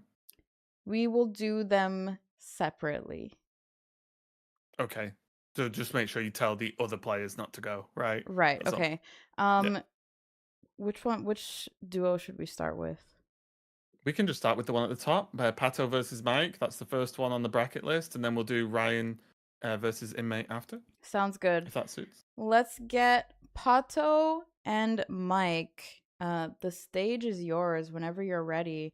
I also want to just take a second to shout out the players who made it to the top 8 death round. W-Man, B2K, Froth, and Leaf Beef. Wait, W-Man, B2K, Froth, that's 4 people, right? 1, 2, 3, 4. Yes. Thank you guys for taking part of the sudden death round. I'm sorry you could not make it to the quarters, but I hope you guys had fun. And that now you're either hoping that the person who beat you wins or that they get absolutely slaughtered. I don't know. It's up to you. It'll also be very interesting now because with a best of 3 for each semi-final, for example, the players that are playing next can watch this and learn what they can learn, and then the winner of that can watch semi-final 2 and learn what they can learn about the teams. So it sort of slides towards not open team sheet, but more open team sheet than it has been so far, which is going to be very, very useful for the players. So I imagine for those who aren't playing and watching the semi-final, they'll be doing a lot of homework right now, because that'll be very important, or at least I recommend it. I would definitely be the sweaty type and making notes, which I did do in the one tournament I was ever a part of. I was feverishly taking notes on everything that I could. And then when it came to the actual match, I did not look at those notes once. I went off of pure vibes. And that is why I protected in the last turn and lost it all. When I've played in tournaments for other games in the past, I'm very much a low prep, 0 notes, put some music on and just play. Like I think when I try and over prepare, it makes me worse, weirdly enough. Like I don't perform well when I'm trying too hard, if that makes sense. So I just relax, music in, and just play the game and hope for the best. Looks like Pato and your mic are starting though, just so we don't miss it. Yes, I could never be you, by the way, with the no preparation. Okay, we do get to see Mawile out again. We did just see Mike beat had a good underdog game, because Mike beat someone who was higher standing than him in the death round. So this is gonna be interesting. Both are running Mega Swampert. We've not yet seen a mirror match, so that might be interesting to see. Although we do have Mawile, who I feel like can wall most of the enemy team. I feel like that's the much clearer pick here. It's really interesting because I think neither team brings Swampert because both teams have grass access, right?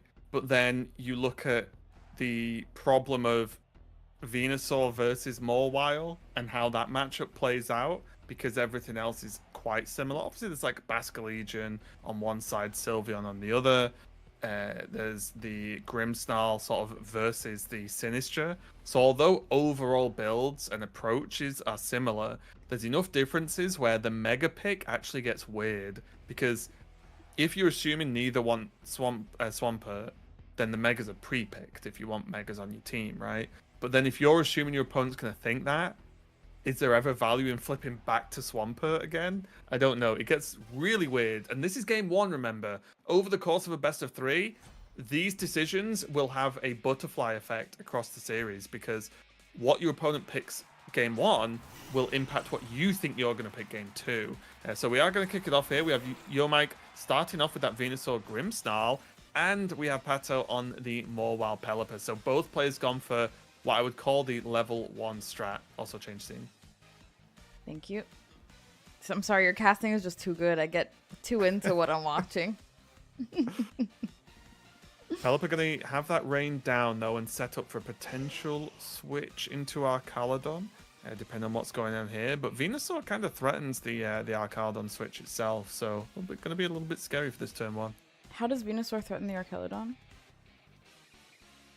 Earth Power, right? Earth Power, right. Put some pressure on at least. It isn't crazy, but it's enough to not just want to walk into one, right? Yeah, I tend to forget that Venusaur runs Earth Power, and I see the grass poison, and I think it just gets walled by the steel types. Yeah, it's weird. Yeah. I played a lot. Mega Venusaur, weirdly enough, has been one of my more played Megas in Champions, and I've never really... I think Mega Venusaur's cool, but I never really had any pull towards that Pokemon, the Mega specifically, but it's kind of fun. Like, the typing of it with the poison grass attacks, and then having that Earth Power has been pretty nice, and it's so bulky. Yeah, naturally bulky Mons are nice, especially when you have some moves that can just knock it out under normal circumstances, like getting hit by a Psychic, for example. Lets you have a lot more stay power. Was that a Tailwind that I saw? It was, yeah. So Tailwind coming up from the Pelipper. So we see basically both players doing their kind of setup. Oh, wait a minute. What? Wait, I blinked. What did the Grimmsnarl do? Because it didn't scream. Did it go for a fake out on Morwile? Chat, help us. Yeah, I didn't see it either. It must have gone for a fake out or a Spirit Break, right? I think fake out maybe. Oh, it parting shotted Morwile. Thank you, Ken. I appreciate that. It's definitely my job to see these things that I didn't see. So actually, it looks like Pato got the bit of a better end of the stick, right? The double into the Morwile didn't really achieve anything because of the Protect, and then the Tailwind got up here. So not too bad for Pato at all. Venusaur going back and the Morwile going back. I'm still surprised about the Tailwind going off. Unless this Mawile is for some reason speed invested, Mawile is just so incredibly slow. And so I don't know if that's to be able to counter a Swampert with no rain. I don't know if it's to try to beat the Sylveon. But I still feel like this Mawile is going to take some free hits even though Tailwind is up. Yeah, it depends on where all the speeds lie, but maybe it just is a bit fast enough in certain things, or the Tailwind was just preemptive to make Basculegion faster or Arcaladon faster, right? And that's just happened to be what you go for on that first click and see what happens, because Basculegion, I think everyone assumes is fast, but it actually just isn't, right? Like, it's not that fast at all compared to a lot of the other Pokemon in the game. Same with Arcaladon, it's sort of like middle into slow speed. So the Tailwind can really help out, especially if you're in these mirrors, right? If both of you have Arcaladon, then you want to be the faster one, generally speaking. Ooh. I've not seen a Grimmsnarl run Sucker Punch before. Definitely interesting to help counter the Basque. Aqua Jet? Oh, sorry, not Aqua Jet. Flip turn going out onto Grimmsnarl doesn't do as much damage as I thought it would, especially since we're under rain. I'm interested to see if or what Pato's last mon is here. I wonder if they brought Sinistra in the event that Mike brought Swampert to have a counter there. But yeah, the flip turn is interesting to me because I feel like with the rain, potentially doing a wave crash could have gotten a knockout, but maybe it wasn't worth it against the Grimmsnarl and keeping the fish in, facing the team that they have. They might have wanted to just get it out real quick. Yeah, it's a little bit scary because there's a few things that could have gone just a touch wrong. We are going to see Hurricane go onto that Grimmsnarl and not be able to clear it up. Does hit with the confusion though. I feel like Hurricane is 100% confusion against me. And the Arcaladon hurt itself in confusion as well. What a crazy turn. Normally you assume confusion's going to pass. Yeah.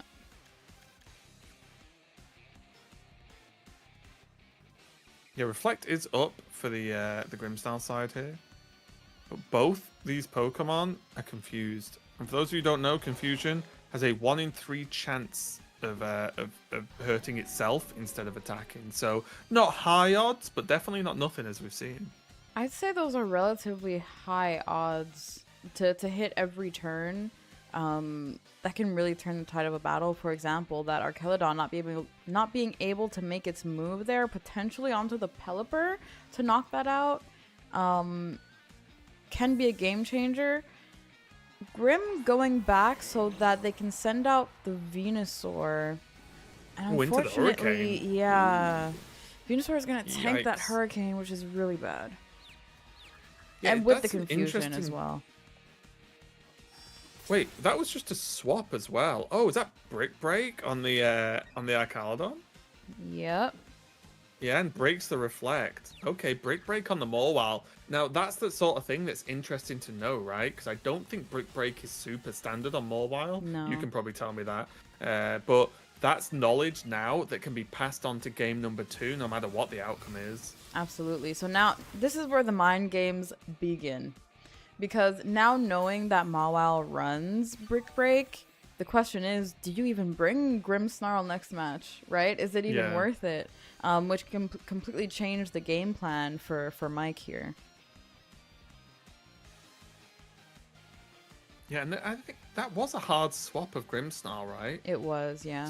So like, not even a parting shot, because God, I'd be really scared of seeing this Pelipper just spam Hurricane and just swap a Venusaur into that. Yeah. They may have He's thought not gonna the pay the priority was to knock out the bridge here. A lot of people see the Grim and they're like, okay, worst thing they can do, set up their screens, and then they're basically done, right? So maybe they thought they'd be safe from getting targeted in that slot.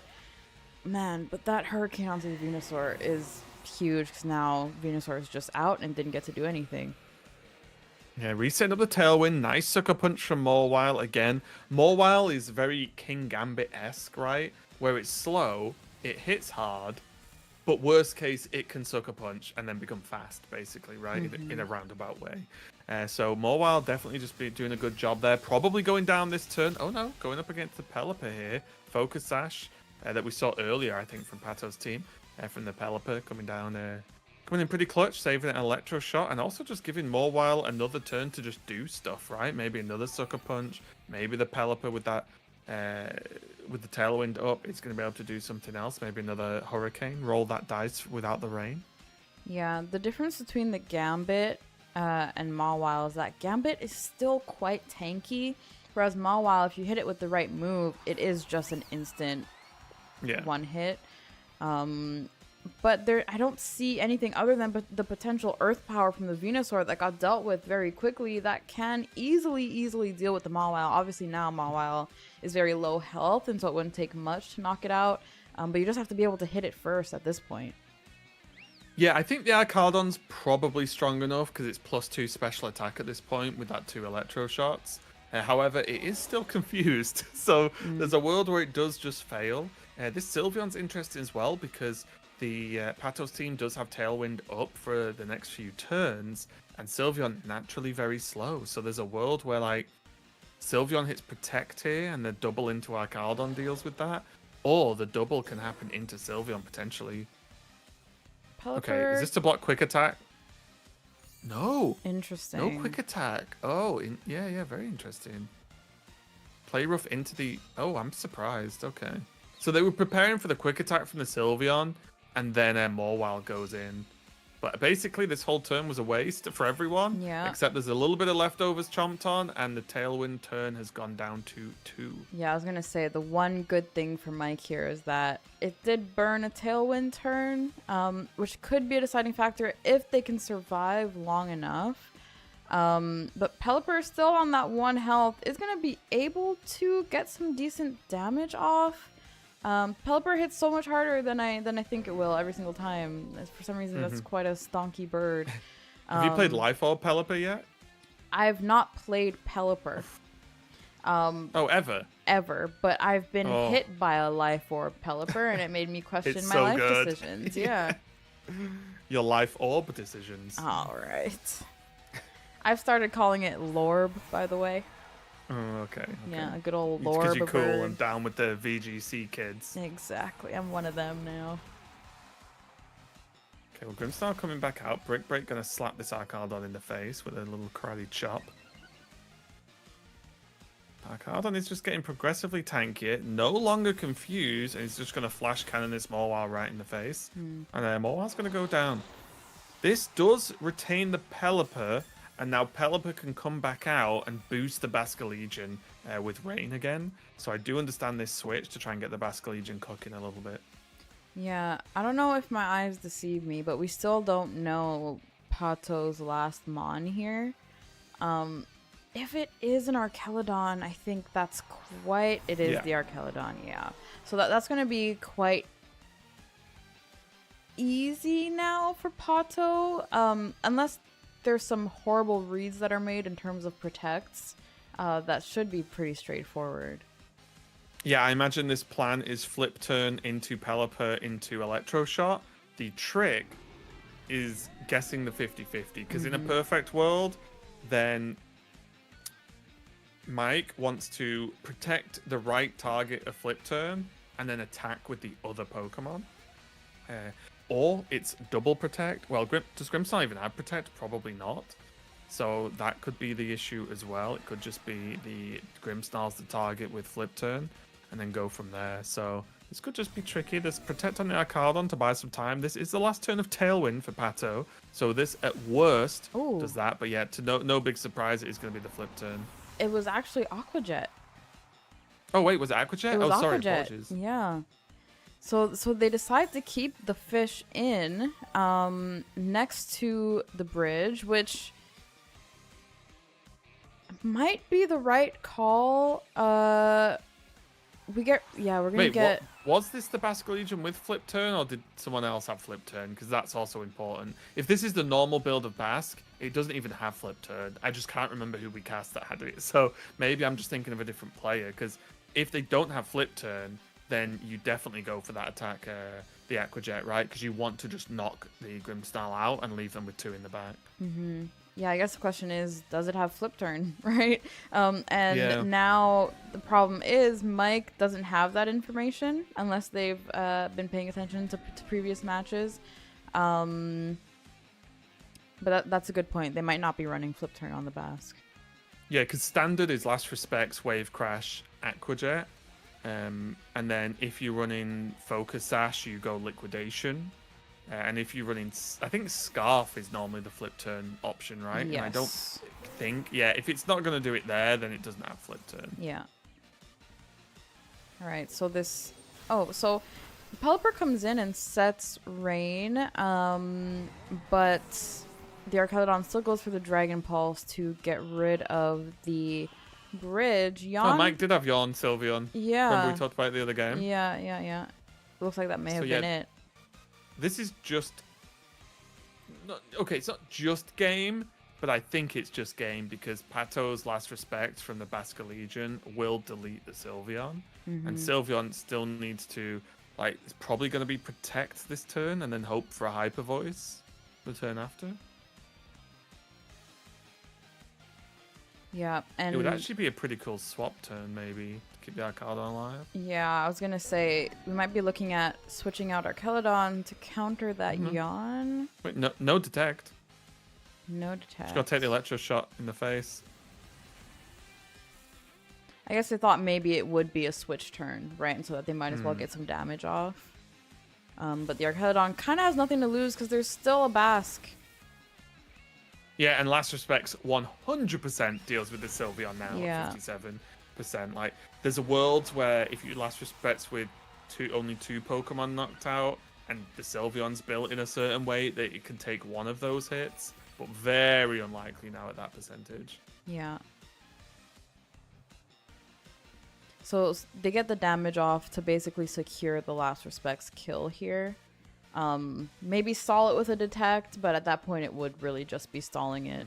And giving the bridge an extra chance to wake up as well.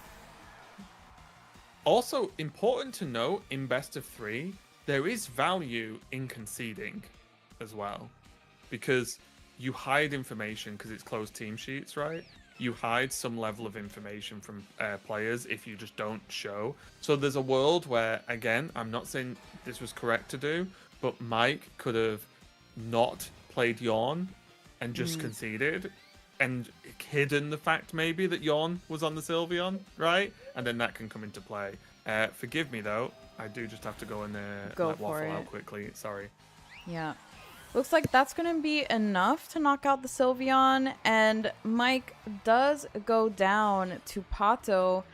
Pato's still currently undefeated, and becoming quite the menace.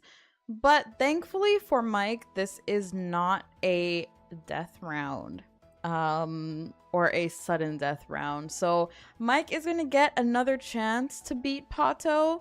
And this is really what is interesting here, because now they have gathered information on each other, right? And so, for example, Pato knows about the Yawn strat. Mike also knows about Pato's Mon. So I usually feel like whoever lost the game 1 in a best of 3 round is the person who's likely going to make a change.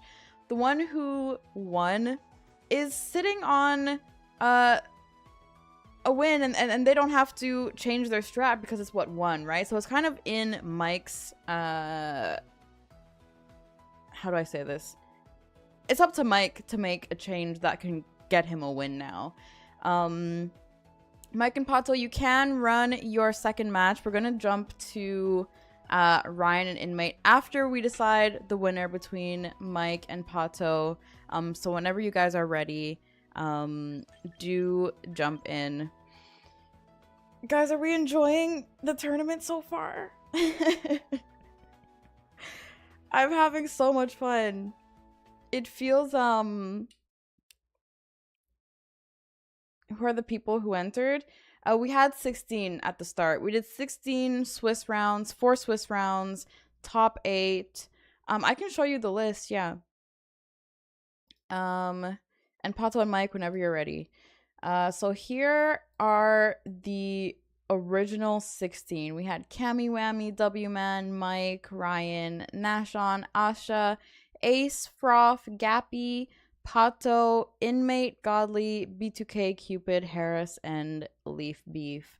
Then we did 4 rounds of Swiss. Then we had our top 8 battle it out in a sudden death round, best of 1.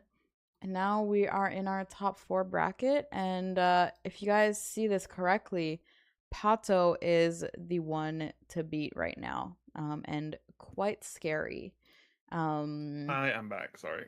Welcome back, Raven. It looks like our trainers, Pato and Mike, are getting ready for their second match of what is this? Semifinals? Is that the right word? Mm-hmm.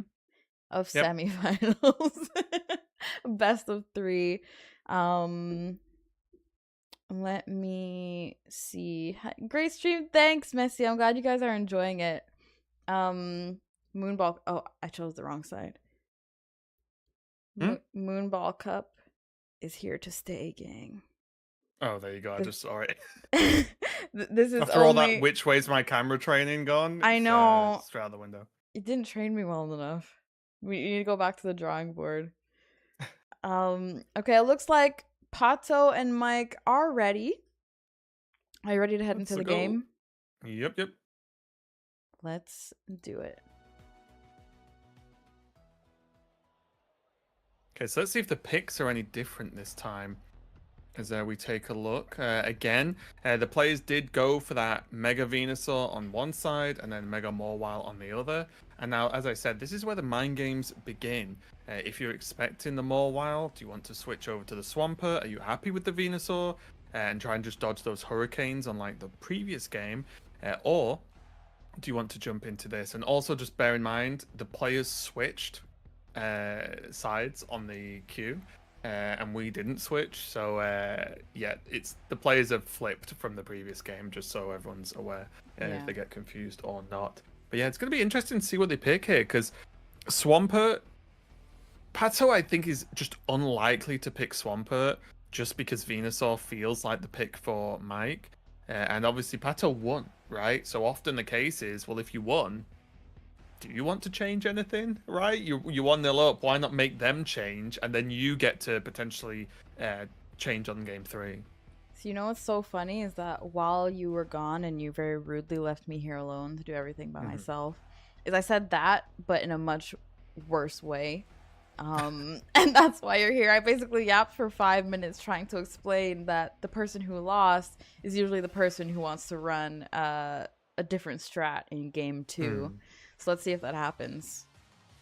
Yeah, there is the thing as well, though. I believe, I think, I can't remember which tournament it was, but I think one of the matches I watched Wolfie play, he just switched every game, within the match, which is obviously another strategy you can go for and try and disorientate your opponent. And we are going to see Swampert come out to play, though, so the Venusaur is probably staying at home for game number 2, as Mike is going to switch it up. And the Basculegion into our Caledon start over for Pato on the right. I just realized how cute non-Mega Swampert is. I didn't realize he was like on all fours he's awesome. like a puppy. Like he's so cute. And then he turns into Mr. Hugatron. Yeah. Yeah. It's had too much protein powder. Yeah. kind of like Grimmsnarl. Grimmsnarl is just this weird looking pseudo muscle man that you don't want to get close to you with his feelers. Yeah, at least so I think Grimmsnarl's like meant to look scary. It's meant to look like a sort of evil fairy, right? Whereas Swampert is just like a cool looking guy you want to hang out with, and then you realize all he wants to do is go to the gym and make gains, and you're like, oh, never mind. So this just freaked me out because Pato basically just set Rain for the opponent's Mega Swampert, which is truly stressing me out because the Grimmsnarl was not going to be able to set that Rain for Swampert, and so that just allowed Swampert to hit first.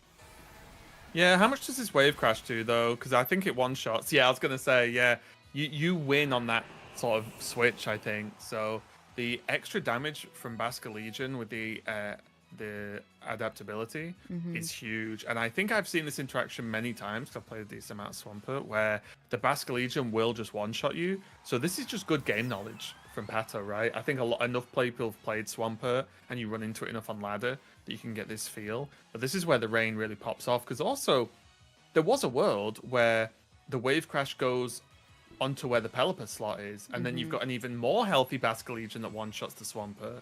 Because what's not going to happen too often is that Swampert just presses Protect. It's just, Swampert's a very like aggressive Pokemon overall. Basculegion is going to get cleaned up though. This is where a previous match's knowledge could come in handy, because if Pato had remembered that this Grimmsnarl is running Sucker Punch, which we did see last match, maybe there was a play there to be made to avoid it. We do see the Yawn going on to the Pelipper, which I think is interesting. Does Pelipper usually run what's it called? U-turn? No. It's normally a mixture of, it's almost always Weather Ball, Hurricane, and then you look at Tailwind and Protect, and if it's not Protect, it's often Wide Guard. Those are the main moves overall. Now, we do see both players jump to Swampert. Okay, that's really fun. The one thing to bear in mind, though, as well, you mentioned about Basculegion, even though it got knocked out, there's a good chance that Pato's okay with it being gone, because you get your free switch, right? Basculegion knocked out Swampert, then it soaked the Sucker Punch from the Grimmsnarl, and then you go, great, it's gone. It had no health anyway, and you can spend more turns utilizing this Rain without having to do a hard switch. So it's, although you never really want your Pokemon to just be deleted all the time, there's good times and bad times for your Pokemon to be knocked out. Yeah, and I did mean flip turn, not U-turn. Thank you, Ryan. But I'm super surprised that both trainers here decided to bring Swampert. I'm extra surprised that Pato decided to do it. Yeah, the EQ coming out, not going to hit Pelipper, and Pelipper going to double into the Grimmsnarl slot, which is still not going to secure a kill, but is going to get the confusion off. You're on your own for 1 second. Okay, sounds good. Also, the fact that Pelipper stayed in the game does mean that they are going to fall asleep because of the yawn, which is why I was wondering about the flip turn, because the flip turn would have been an easy out into that sleep. But Pato deciding to just allow the bird to go take a nap, which, you know, on the point before, might just be an easy sacrifice to get the bridge out, but then we run the risk of not having rain anymore.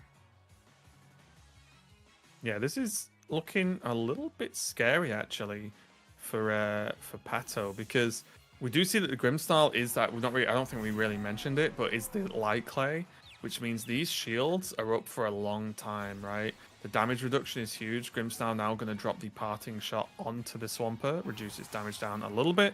Is going to swap into mystery Pokemon, right? Mm-hmm. It's going to be the Pelipper, okay. The Sylveon's probably still gone, right? Oh no, okay, the parting shot did a great job there. Mm-hmm. So I'm pretty sure that Sylveon would have been toast without that. Definitely would have been dead without the parting shot. And that also gives Sylveon a chance to knock Swampert out of the game. And so it looks like the last hope basically on Pato's team right now is the bridge, because the bird is still taking a snooze. They let them fall asleep, and now it's all on the bridge, and they don't even get the rain reset at this point.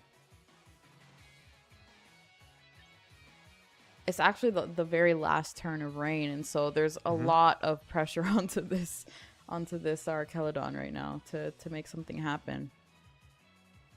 Yeah, the only problem here is though, like, Pelipper is dangerous, don't get me wrong, but it's Pelipper, Grimstyle, and a 15% HP Sylveon, and that's it. That's not the most damage I've ever seen if the Archelodon gets to, like, Electro Shot and deal with the Pelipper, right? Like, if that Pelipper goes down, the Sylveon could likely go down as well, so it's not all over yet. The problem, as you said, though, is the sleep. If Pelipper stays asleep, then does Archelodon press Protect? If it does, that just gives them more time to set up other things. Yeah, I think right now they might attempt to stall out the rain. Pelipper stays asleep, but I'm guessing they're going to try to knock out this Pelipper. Ooh. Oh, they did. Oh, okay. Good shout there. That was just a good heads-up call. I think I would have still just attacked with both. But maybe the fear of Sylveon is too great, so you just hard assume your opponent's going to do it. And now there's just the Archelodon and the Dream in no rain. Did get the one special attack buff from that Electro Shot, though, even though it hits, because it doesn't matter if it hits Protect or not. The Electro Shot is... It still gains the buff no matter what, because you still do the warm-up for it. But now it's 3v1. Sylveon still in trouble. And I don't think the Pelipper's faster than the Archelodon, because Pelipper could set Tailwind and then maybe do something. But with Sylveon already having used Detect last turn, I don't think they're going to have much chance to do anything else. Yeah, I'm not sure what the move is here for Pato. Obviously, they could get essentially what's a free kill onto Sylveon because they already burned Detect. So that's kind of just a safer slot to attack into. But then that leaves basically a full health Pelipper. The switch is very interesting to me. Yeah, they are going to go for... see, this is very interesting to me because at this point now, Pelipper goes in and resets the rain. It does, but that also buffs Pelipper, right? Like, Weather Ball from Pelipper is nothing to mess around about. I don't think Hurricane's going to do anything to the Archelodon. So I think the idea here is drop that Weather Ball and just say, okay, you can Electro Shot me, but maybe the Grimstyle can protect from that enough. This is very close. Yeah. At this point, I think it's a game of making the right call and trying to not lead into your opponent's plans. I'm also not sure if we've seen all the moves, because the players have switched as well. I'm losing track of what the Grimstyle does. I think it's Sucker Punch, right? It's the Sucker Punch, Grimstyle, okay. So it's Sucker Punch, Sucker Punch, Parting Shot on the 2 screens. Mm-hmm. So we know that they're not running Protect. Oh, okay. Wait, if there's... Okay, there's Sucker Punch, sure. Oh, Hurricane. This is interesting. Wait, is Hurricane better than Weather Ball? Am I just being stupid? Or does it just not have Weather Ball? Have we seen a Weather Ball yet from Mike? I don't think we've seen a Weather Ball, but I'm wondering if they're also just trying to fish for confusion. Maybe, yeah. Yeah, I would also assume that Weather Ball under these circumstances does do more than Hurricane. Yeah, gets the Parting Shot, which is very nice. Casting Pokemon and closed team sheets is actually hard, guys, just so you know. Because it's like, wait, what has what? What does this? What's it going to do? So that special attack is kind of negated by the Parting Shot, but this still should delete Pelipper, right? Yeah. Yeah. Yeah, maybe that's why they were trying to fish for a confusion, because either way, the Pelipper was going to get one shot by the Electro Shot, which is why I was so worried about this dang rain and resetting the rain. I wonder if there was a world where just keeping the Pelipper in instead of switching out into the Grimmsnarl could have been a good move there. This is the tricky part with the Grimmsnarl, right? And why, very similar to Pokemon like Sableye, like Staraptor, is it has too many moves you want, right? Because this one has Sucker Punch, which, yeah, great. That can be valuable, but it means it doesn't have Fake Out. It means it doesn't have Spirit Break. And Spirit Break could have been useful this game, right? As a move you can just keep slapping Arcaldon with to keep that special attack down. So it's where it just gets a little bit tricky. And don't think anything's going to help at this point, because Arcaldon's only going to get tankier. And hence that nice little Protect play, because Pato knows that there's only Sucker Punch, so he could just heal up as much as he wants, basically by spamming Protect. But this should probably just be a forfeit from Mike here. It's literally unwinnable at this point, unless I don't know, Pato disconnects. Unless Pato just keeps hitting something silly. Okay, I'm putting an official request in. Let's finish this game, people, so we can move on. Because Protect into screens, into Sucker Punch, into Protect is, I'm going to say he's been a little bit silly. These are two players that do not value their own time. You don't understand, Raven. There's a lot on the line here. Being the winner of the inaugural Moon Cup. I mean, come on. Don't want to just forfeit your chance. In the unwinnable game. There we go. Thank you, guys. I appreciate that. Good job. You've done me a favor. Okay, so that is going to be Pato taking not only the game, but I believe the match overall, right? Absolutely. Yeah, Pato going to win this one 2-0. Pato is going to take it. We're looking at the bracket really quickly, so that means Pato is moving on to the finals, and we are going to start the Ryan versus Inmate match, which I think is going to be very interesting. Pato still currently undefeated, which I think, and the reason why I said I still believe in Pato is because, as I said, sometimes you succumb to the pressure. But we know from previous tournaments that Pato in, these semifinals and finals situations can still make good decisions, which is quite a decision factor here in who wins, because you can have the better team, you can counter the other team, but if you don't press the right buttons, it's just not going to work. Sometimes you got to use your brain to press the right buttons.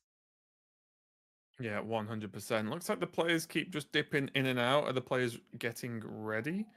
You know what? You can talk about these players, Moon, while I hopefully finally took waffling. Yes, I heard. For the rest of the day. Bye bye. I heard the dog going crazy. We are going to see the players. They are in. They are ready. This is our second semifinal, guys. Amazing. Mod Demi has run the prediction. So take your picks here. We've got Ryan versus Inmate. We're gonna jump into looking at these teams as well. I don't think we've seen a full match out of Inmate. We did get to see their Sableye Gaming in action. But now we got to see Ryan's team. We got the Dragonite, Basque, Sneasler. Once again, we've got the Lawnmower Rotom, which is quite the pick here. Might actually be interesting against this team specifically, looking at Primarina, looking at the Glimora. Could be quite an interesting pick here. But what I'm interested to see is these speed tiers stacking up, which can be a factor, but because they're running the Sableye, Sableye tech just goes really crazy when it comes to speed. We're gonna jump into it. We're gonna see what these players lead here as well. And yes, predictions are up. Let's see what they're going to lead. We do see Sableye, which is what we expected. And Ryan is going to go straight out with Metagross and the very fast Firebird. Welcome back, Raven. Thank you, thank you. And yeah, looking forward to seeing this. We have the, the Rotom Mower in there somewhere again. Mm-hmm. But the Metagross opening could look pretty good here, honestly. Yeah, we're going to see some more Prankster Gaming coming out of Sableye. Thank you. Sorry, you left me doing too much on my own. I kind of lost track of everything. Yeah. Yeah, I'm almost sure we will see some Quash Gaming, but maybe not turn 1, depending on what the strat is here for Jedi. Yeah, the nice thing here is Sableye's screens aren't going to achieve much, because you'd assume that Metagross does have Psychic Fangs. Mm-hmm. Which just breaks them anyway. Oh, this could hurt though. Oh, that would have been huge if that was a one hit there. So it looks like even with the Lorb, it's not quite enough. Not the Lorb. That hit is going to be enough, right? The rough skin, yeah, there you go. So Metagross, Mega Metagross trading with the Garchomp. A little bit rough there. Quash coming in, maybe not coming in clutch. The attacks are probably going to happen anyway, but just in case. And it does mean that the Sableye's screens are now back to being available again, and not really scared of those Psychic Fangs breaking them. So pretty nice there, I would say, for Jedi. Looks like the Raichu is coming out to play. Wow.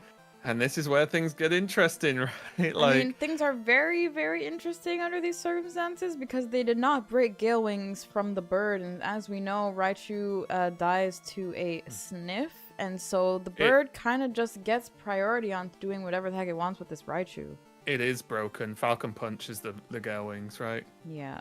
Oh, it is broken. Yeah. It is broken. Yeah. Nicknames. X23 going to be the Sneasler though. This person does like X-Men by the sounds of things, because the Metagross is called Wolverine and the Sneasler is called X23. I don't know what your Marvel knowledge is like, but those two are linked. I don't know what X23 is, unfortunately. Basically a female sort of mini version of Wolverine, sort of. I see. Yeah, I didn't catch that because of the rough skin. I knew that no one targeted the Gale Wings, but it did get broken. Fake out coming from Raichu. What is Sneasler's move here? Yeah, that's kind of interesting actually. I'm guessing like Diaclaw? Close combat, just gonna lock it in. Right, Yeah, okay. Just gonna... Yeah, really big deal. The Will-O-Wisp cutting that attack in half means Raichu gets to live. It's a Christmas miracle. Second time in Pokemon Champions history that Raichu lives past turn 1, and it happened twice in this one tournament. This is crazy. Yeah, that's a little bit rough, and it's just the power of Will-O-Wisp. And I think the more not that I've played tons of Sableye, but every time I've played against a Sableye or watched one in a tournament, whenever it's the build with Will-O-Wisp, I'm like, yeah, that's the build.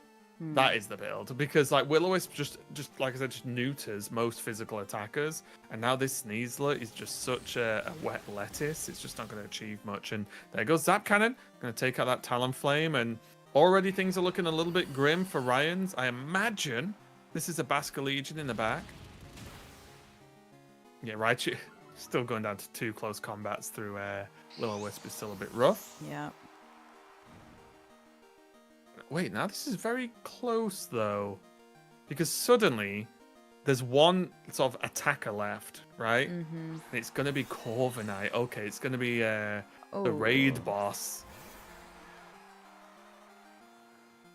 See, the issue here is that Corviknight does essentially wall the Basque. And the Sneasler. The Sneasler too, especially because of the burn. The problem though is that does this Corviknight have a move that can actually hit the fish? That's huge. Will-O-Wisp missed. Mm-hmm. I would imagine there's Brave Bird. Oh, coaching from the Sneasler's clutch. If you're going to Very be burnt and do interesting. no damage, make Yeah. that fish hit hard instead. Yeah, that's Also, huge. how big is that fish? Seems like a whale. large fish, right? Yeah. Imagine if Sneasler did coaching and just picked up the fish by the tail and slapped it. Slapped Corviknight with it. I'd love little combo animations like that. Oh, that would be incredible. Or just at this point with the size, just rides Basque Legion Yeah. into the Like a attack horse, and just yeah. whispers in his ear coaching while he attacks.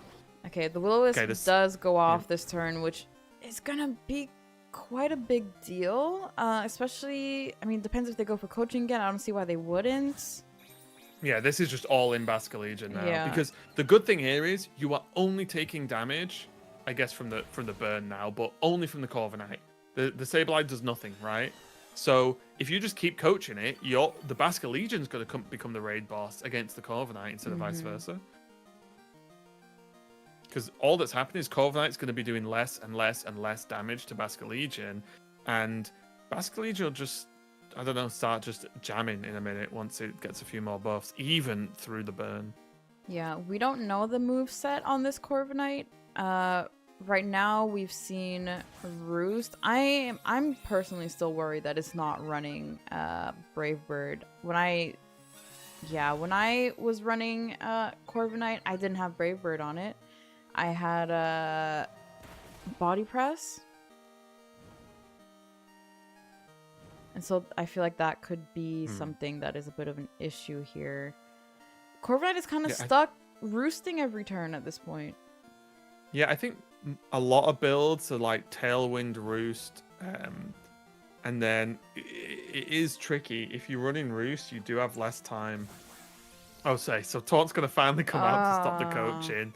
And not that it doesn't not matter, but Ooh. a lot of coaching's been done. Okay, so they knock out Sableye one turn too late. The taunt already went off.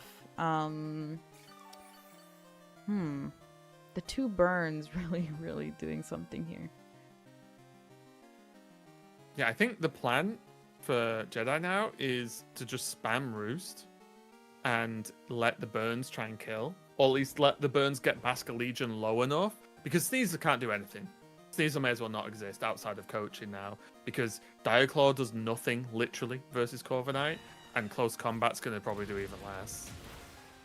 Yeah, Oof. like it's kind of an irrelevant amount of damage, right? Yeah. Even if it was a full close combat, it doesn't do much damage. Never mind a burned one, right? And there's I think 1 iron defense, now 2 iron defenses on this Corviknight. So that's going to be +4 defense, I believe. And this burn is getting there. It really Like, is. it's slowly but putting in surely. work. Yeah, so Basque Legion is +3/+3. The Sneasler dies to a sneeze, but that doesn't matter. And Corviknight is +4 defense right now. So now it's just spam this, got hope for a crit until the taunt's gone. And I'm assuming we're gonna see another Roost come out. Yeah. I still think, and we've talked about this before, I think Roost should be like a 3 PP move. And not, I think it's 10 in Champions, I think. I think it's, is now, it not can 8? go back to coaching. Is it 8? I might be wrong. I thought it was 10, but it could well be 8. Yeah, we have to check that. Yeah, because basically at this point, it's just stalling until the end of match. Or it should do slightly less every time you use it, right? Or something like that. I think that would be nice. There's Body Press. Body Press Bye-bye, does come Sneasler. out. Okay, so trying to make sure that they can't keep coaching. Wait, if this Corviknight has Tailwind, then yes, it doesn't have any move that can deal with a Basque Legion. Right. Because it would have Roost, Tailwind, Iron Defense, and Body Press. Mm-hmm. Which is sort of the raid boss Corviknight build. That was my build. That's why the second I yeah. saw this, I was like, can he even kill the Basque? Yeah, of course, the famous moon build. Exactly, Of exactly. Everyone knows it. Everyone knows it. Yeah, this is just Burn and Hope. This is a hilariously silly end game state. But I do think Basque just needs one crit. But at this point, if Corviknight was not running Bravebird, wouldn't Jedi have FF'd? No, because they're trying to just heal through Burn, right? The Burn will eventually beat Basque Legion, as long as Corviknight just doesn't die. I don't think there's enough roosts for the amount of burns that need to happen. Even if there were 12 roosts. One way to find out. The science. I think the fact that we haven't seen the Brave Bird come out. We can all be Pokemon professors with this scientific study right now. This is such a tense match. But I think at any point, one crit away from a good time here. Mm-hmm. More Iron Defense, that makes sense. I was sneaky And also feeling, rhymes. Raven. I saw it. I saw the future once again. I've not been counting Roost though. That's the Me problem. neither. Yeah, I hit one at least 6. I genuinely don't think there's enough roosts for this fish to burn to death. Well, there's one. My gosh. And the extra Iron Defense they slipped in was smart because that might get you a whole extra turn or so. Oh, Jedi won. You know what? Was that time? We weren't counting the last respects PP either, by the way. True. Yeah, I don't know whether that was time or wait. Does it? I don't think it's classed as a forfeit if it's time. Does it? I have no clue. Regardless, what a silly game. Yeah, that wasn't it was a forfeit because when it's time, it just says lost. Because trust me, I've lost to time. Okay. Oh yeah. Just trust me, I've lost. All right. Yeah. Yeah. So Jedi gets the win there with his Corviknight, right? Yeah. Corviknight was enough, so Jedi's gonna go up 1-0 so far. Yeah, I think what happened was the PP. Corviknight was switching between Roost and Bulk Up. No, not Bulk Up. Iron Defense. And so they had a bit more PP to play with. If Roost is 12, then they can just heal enough, and then probably yes, the burn would be enough. But if they can't click last respects anymore, then that's kind of just done and over. Yeah, gonna be interesting here. I guess the players are getting ready to go again. Yes, maybe making some notes, being a little try-hardy, perhaps. But we are ready for match number 2 between Jedi and Ryan. Someone called Hearthstone saying they're somewhat of an expert in Pokemon does make me laugh. I do think that's very ironic, and I like it. Or they would talk about you being an expert at losing. All right, Raven. Let's relax. I'm just saying. Let's relax. I'm just saying. Okay, looks like the players are ready though. Diving into the next game. Will there be any adjustments? The Metagross did not achieve too much with its life in the previous game, so we may see a slide away into what I'm assuming is a Mega Dragonite. Possibly. I think Dragonite might be okay here. There is the Primarina option for Jedi to be able to deal with a Dragonite, so that could be a little bit off-putting. As well as the Raichu, to be honest. The Raichu kind of stomps Dragonite as well. So we'll see what is chosen. Yeah, I was saying that this random lawnmower also is somewhat effective against this Primarina. And could be an interesting pick if they are scared of the Primarina. Also, potentially helpful against the Corviknight, especially if it's not running Brave Bird. But yeah, I would be more worried about... Ironically, this Raichu does hit hard against a lot of Ryan's Pokemon here, as long as it can survive to do so. Yeah, that's where the Sableye is really nice, right? And you can see the build, the Will-O-Wisp helping out against physical attackers, making the Raichu live longer, and then also Quash being pretty nice too, because it's like, oh, this is going to knock me out, Quash, and then be able to attack. Scene. Thank you. It's going to be Dragonite. Dragonite and the load lawnmower. Look at that thing's teeth. It is actually terrifying, yeah. I'll never be able to mow the grass again. It's my secret. I never mowed the grass in the first place. Wow. Yeah, I know. Here is the Sableye and Garchomp opening. Now, this is going to be interesting because both dragons sort of face off against each other. Dragon type being probably the weirdest typing in the game, for me at least. Why is that a weird typing? Because it's only strong against itself, right? It's 1x damage, I think, against more or less everything else. Oh. And super effective only against other dragons. I think that's right, isn't it? You're asking the wrong person. Hang on. Let me check. I'm sure that's right. Poison Jab coming from Garchomp off the bat, which is interesting to me because I would expect a Rock Slide coming out just to counter the multi-scale from the Mega Dragonite, but that's not what they go for. They go for the Poison Jab. It does not kill the lawnmower, but it brings it really low, and now Garchomp is just out and didn't have a chance to touch the Dragonite, and the multi-scale is still up. Yeah, Garchomp just can't take a Draco. Leaf Storm going to come out. Sableye dodges it. Leaf Storm not 100% accurate. And Touch Grass is going to go down to the poison though. So no Leaf Storm at least is one saving grace here for Jedi. So Sableye gets to retain a lot, well, all of its health. Yeah, I just really would have preferred seeing that multi-scale be broken because once Garchomp is out, I guess now, yeah, they have to rely on the Raichu to get this kill off on the Dragonite, but the problem is that means Raichu now needs to survive 2 turns because of the multi-scale. Yeah, Raichu does have Fake Out though, so he could Fake Out the Dragonite.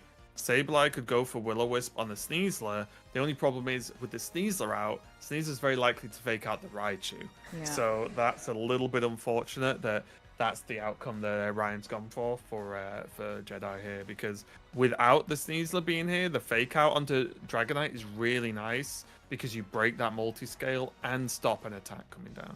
Yeah, we were in this situation previously though, and we saw Sneasler not go for the Fake Out, so I'm personally wondering if Sneasler is running Fake Out at all. We've technically not seen it yet.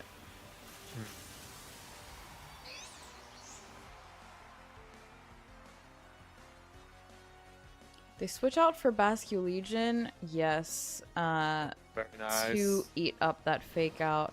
The Will-O-Wisp is going to connect onto Sneasler once again, which, as we saw, really puts him in a bad position.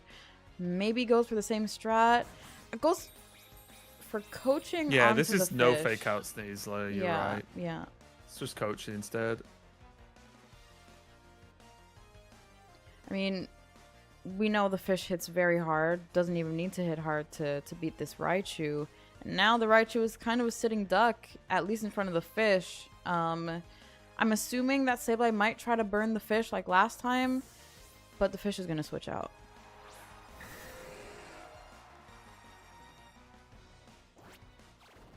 Quash not going to do anything here. And again, that's something, it's a nice little combo, right? Knowing that, well, the Basculegion could delete the Raichu, but not if it's quashed, right? That's the problem, because if it gets quashed, then Raichu deletes the Basculegion. Yeah. So very dangerous to deal with. Close combat is, as we saw last time, going to do, yeah, about 50%. We saw that in the previous game.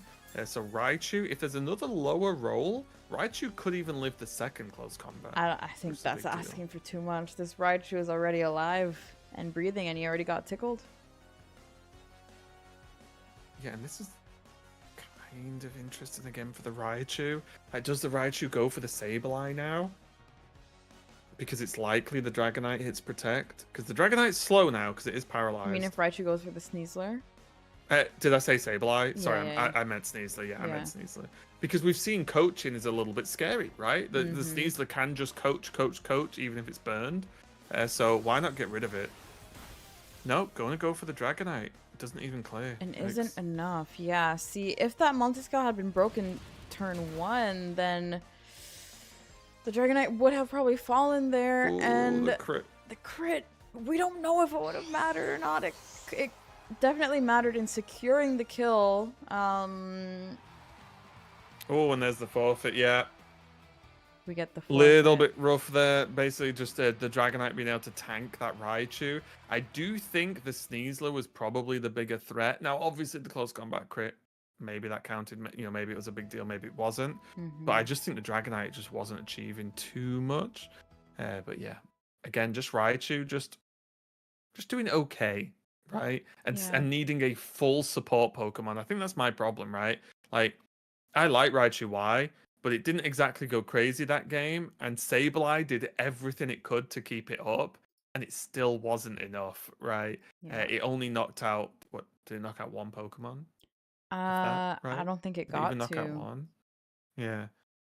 Yeah. So it's just, I don't know. For me personally, maybe I'm just bad. It's very likely. But I just couldn't get Raichu Y to feel better. I played it in a team with Floette, Mega, and every time I took Raichu, I was like, oh, I wish I had Floette. Because Floette Floette does high damage. It's, fine. You're not paralyzing stuff, but you don't need to paralyze things if they're knocked out, right? So, bit of a tough one here, but I do see a lot of people who like Y. I wish X was better, though. I think X is pretty cool. Yeah, I've not seen an X Raichu yet, I think, which is a little disappointing. But due to Ryan's forfeit, if I'm not mistaken, that means we do have our finalists. And it will be Pato versus Inmate here for the finals. Great work. Wait a minute. I'm so confused. Sorry. I'm so confused. Yeah. Why? I thought Jedi forfeit. Did Ryan forfeit? I think. Yeah, okay, fair enough. Yeah, it looked like Ryan forfeited. So, that's right. I just got confused. I thought that was a winnable spot. Never mind. I apologize. I got lost in the sauce for a second there. Okay, so, yeah, okay. looks like Unless I read it wrong, I do No, I think you're right. Yeah. No, I think you're right. Okay. Cool. So it does look like we have our finals ready to go. And it's gonna be Pato, our unkillable demon king, it looks like, against Inmate / Jedi. Knowing the teams a little bit, and just knowing Pato's reputation here, I am still thinking Pato might bring this out. I think there's a lot of stuff that happened last match, which definitely worked in Jedi's favor here. But I'm excited to see this final. This final is going to be best of 3, and so whoever loses the first match, it is not over. It is not a death run like the quarterfinals. So whenever players are ready, Pato and Jedi are ready up, and we will be able to see who takes it. In chat, make sure you drop your predictions on who wins, not just this battle, but actually the entire first Moonball Cup. My gosh. Yeah, and for me, I think Jedi's done well, but just from watching Pato, I think Pato might just be the sort of one step above in terms of just gameplay, right? Or like learning or knowledge or however you want to look at that. But I feel like when you look at champions, there's and most games, to be fair, there's like you can almost split it into levels of learning and skill and knowledge. And I feel like Pato's turn by turn gameplay is really nice, and he's done some really good heads up play, and it looks very comfortable as well. So I think Obviously, knowing what I know from what previous stuff you've talked about, but I think Pato's probably the favorite here for many reasons. Maybe I think Jedi's completely capable of winning. Don't get me wrong, but Pato's looked like the most solid player throughout from like the beginning of the tournament to now. So I think he'd just have to be the favorite for me. Yeah, and that's also what I was saying about, you know, the stress slash the nerves of playing in a finals. As I said, quite a lot on the line here. The champion of the inaugural Moonball Cup, but unironically, there's people watching, there's people talking about you, analyzing every little thing that you're doing, and it can get to you. It really, really can. And so you might be spending a little time looking at chat. What are people saying about me? Versus just focusing on the game. And Pato has proven that in the very high stakes scenarios, I feel like Pato has not made a wrong decision so far. Yeah, I think overall it's been really solid, and a lot of the time in games like this, that's how you get rewarded, right? Is it's less about you doing anything amazing and more about who messes up first, right? Who slips is normally the player who loses if we're on about like rough skill, equal skill level. It's normally about who's just the most consistent in good decisions, as opposed to like, yes, you can win games off like crazy reads or crazy plays, but I think especially in a tournament like this, multiple rounds, knockout stage, so on and so on. It's really about just who's the most consistent, who makes the least mistakes. I think the players are getting ready though. We do have Pato in preparing, and Jedi maybe just taking a minute here or there, just to have a little break overall. Yeah, once again, the nerves getting to you. You might need a little drink. I myself have not been hydrating properly. Have you, Raven? Yes. is the words I'm gonna say. Yes, and don't check. Okay. Definitely not Red Bull. All right, yeah, that's what I was. You know what? It's got maximum energy. I heard the can crinkle a little bit, so I was gonna see if you were gonna be honest with me. You passed I the was. test at least, Yeah. One of two tests. Yeah. Yeah. 50% win rate on that one. I'll take it. Okay, so it looks like Jedi and Pato are just about getting ready to get into the game, which will be pretty nice. We're good to go. I never understand what this means, by the way. In these lobbies where it says preparing, what stage are they in? It says court 1. I Do think they have to click battle, join queue, or battle or something? I think it's when you're hovering. Let me test it. Is it like where we press spectate? My game just crashed. Canadian internet strikes. Did everyone get kicked out? Did you get kicked out? Nope. Wait, what? What? That's not how the lobbies work. You can make a lobby and get kicked out. Yeah, but all that'll happen is I think no one else can join. So can I join back Wait, up? can you not join? Well, maybe we won't let you back in. Give me a private club now. Give me the room code of my own room, please. Oh, I can't reveal it because I'm not the leader. Okay, I'm gonna make a new room. Okay. Yeah. Thank you so much, Pokemon Champions, for your bugs. Okay, new room code 14596249. Wasn't listening to a word. 1459. How dare you not listen to what I say?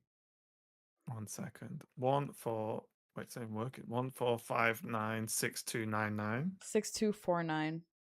Oh, I was close. Considering I wasn't listening, that was all right. That one number off. Yeah. Kind of funny Jedi and his Padawan. That's pretty funny. Okay. So basically the only people we need in this room now are Pato and Jedi. So whenever you guys are ready. Sorry that I got kicked out and that it kicked everyone out.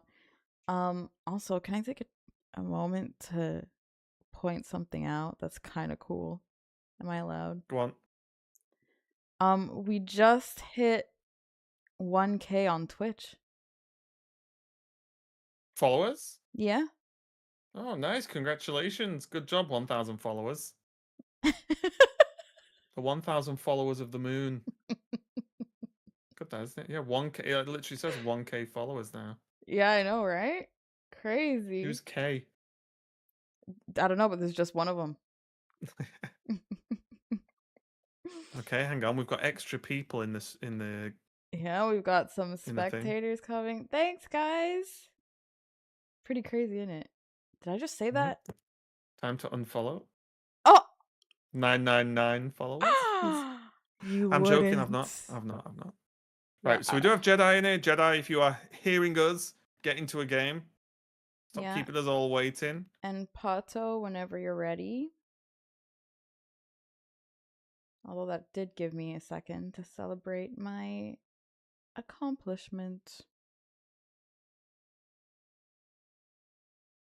I know I Make said a new rule. Raven. If Pato isn't here in the next 2 minutes, I'll play in the final and become the champion. Wait, Pato, don't show up. I kind of want to see that happen. I'm ready with my Blaziken team. I've been playing Blaziken lately. It's good. Is that the one with the Milotic, or was that the other one that you were playing yesterday? Milotic was. Do I have Blaziken on the team? Do I have Milotic? I don't think it's Milotic. It's Talent. Hang on, I can read out the team while we wait. It is. Hang on, hold.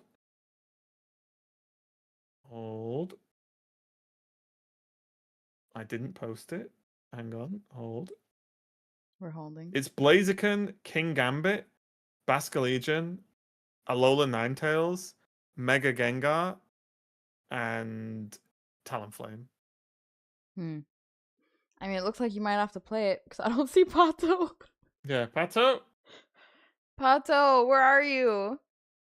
Wait, how sick would it be if I just swooped in and became the champion? That would be like a wrestling storyline, wouldn't it?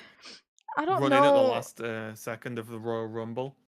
I and don't. Take the victory. I think we'd have an uprising. Yeah. Like, if you're not going to be around to play in the final, I mean. Yeah, I'm worried. It's a rookie mistake. There's Pato. 14596249. Also, this is inaccurate now. Let me get rid of my old. That'd be like nepotism. No, it wouldn't be like nepotism. It would be nepotism. I don't know if people would be like, "Yeah, we like Raven. Makes sense. Let him do what he wants to do," or if people would absolutely come out with pitchforks and be like, "No, we need a champion." What I would do is I'd go in and skillfully lose, but make it close to make it entertaining, and let Jedi take the win. That means you'd have to be good enough at the game to do that. Wow. What's the code? You've not got audio? 1459 Raven behave. Sorry guys. Raven doesn't treat his people with love. 14596249. Okay. I was just checking. See, this is the difference between Raven's streams and my streams. Raven, That's important to know. That's No. important to know if a finalist has audio or not, right? Raven has a patience problem. It's fine. We'll work on it. I think it's fine. There we go. We're in. Let's go. Ready to ride. Let's do it. We are ready for the finals, everyone. What we've been waiting for. Pato already starting the mind games, right? Let's get into it. We already know these teams, right? I think what's going to be interesting here is what Mega Pato goes with. I think the obvious choice would be Mawile here, just because, well, actually, I mean, yeah, I like Swampert, honestly. Yeah, Swampert crunches like pretty much everything on this team, right? But I feel like Mawile walls a lot of the team. Although that's fair. Not particularly tanky. Yeah, and Garchomp can just snipe Mawile, right? That can be a little bit scary. Yeah. I feel like Swampert, Rain, and just spam Wave Crash until Swampert goes down is pretty nice. Because like, what stops it, right? I don't really know. Like, is there anything on this team that's taking a Wave Crash? Like Corviknight, maybe? Yeah, pretty much just Corviknight. Maybe Primarina? No, Primarina will go down. big physical wave crash, I think. I'm not sure, actually. See, I feel like I'm directing like a play. And scene. I did it. It's fun, though. So we are going to see Swampert coming out from Pato on the right, along with Pelipo. And this Raichu is only really got one target right now, which is a little bit concerning. The Sableye can go for Quash, and the problem is I don't think Reflect is going to stop Swampert deleting someone, right? So I'm not even sure if Reflect's worth playing. Yeah, I was wondering if Jedi would even bring Raichu against this. He's kind of just gonna get stomped out, I think, by any of the choices on the other side. I kind of maybe would have preferred seeing something else, even though it's probably their only Mega. Yeah, it could be Glamora, Mega Glim, maybe. Yeah, it could be I a don't think Mega we've seen the Glim. Glamora at Yeah, we've all. not seen the Glamora play it yet. There's Quash, okay. Gonna Focus Blast. Oh, it's got Grass Knot! Never mind, it's fine! Oh my goodness. We'd not seen Grass Knot, and this We've is not closed seen team it. sheets at its best. Wow. That is hilarious. Wow, that's crazy. Pato right now is noting that down. Be afraid of the little electric rat. Absolutely. Yeah, that's a big deal. Tailwind is up now, but again, the combination of Quash and the Raichu means that, yeah, Tailwind might make it a bit difficult, but Raichu's in a really good spot now, and this is where, this is knowledge, as you said, that is going to carry over to game number 2. I'm expecting Raichu here to just finish off the Pelipper because that's an easy kill here. Potentially just getting some more usage out of this Raichu, which I feel like Raichu has already done something huge here, which is get the Swampert out of the game, because now that Swampert's out...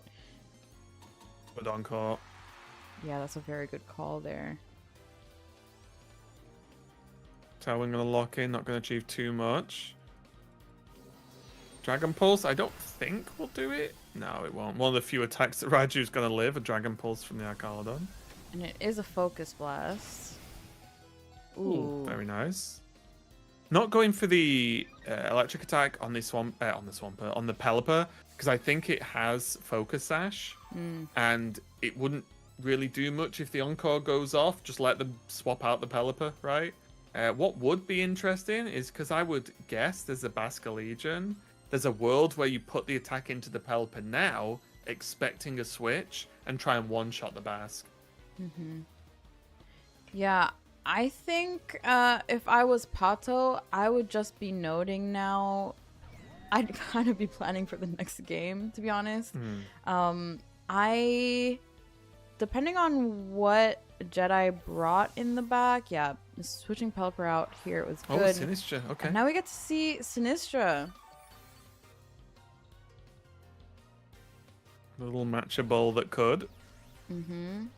This Will-O-Wisp was not going to do much against the Sinistra.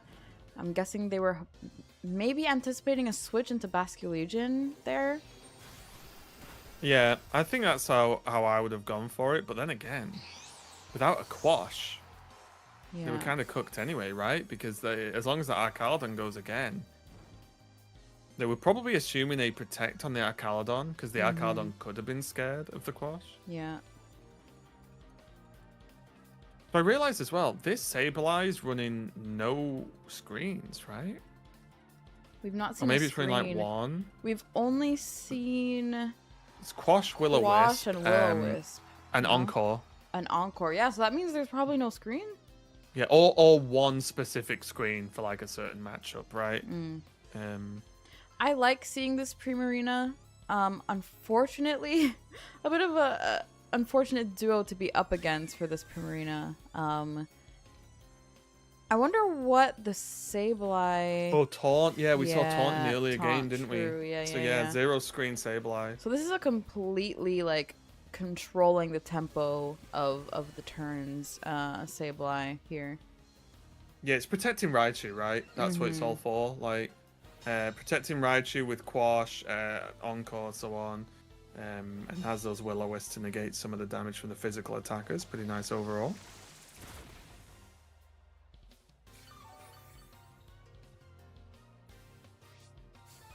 Yeah, the risk here with the Sableye is as long as you ignore it, because as we know, it can't do any damage per se, you're still letting it just control the turns every turn. So why you might be tempted to get rid of whatever is next to the Sableye, actually getting rid of the Sableye is kind of just going to let you run the rest of your match exactly how you want it.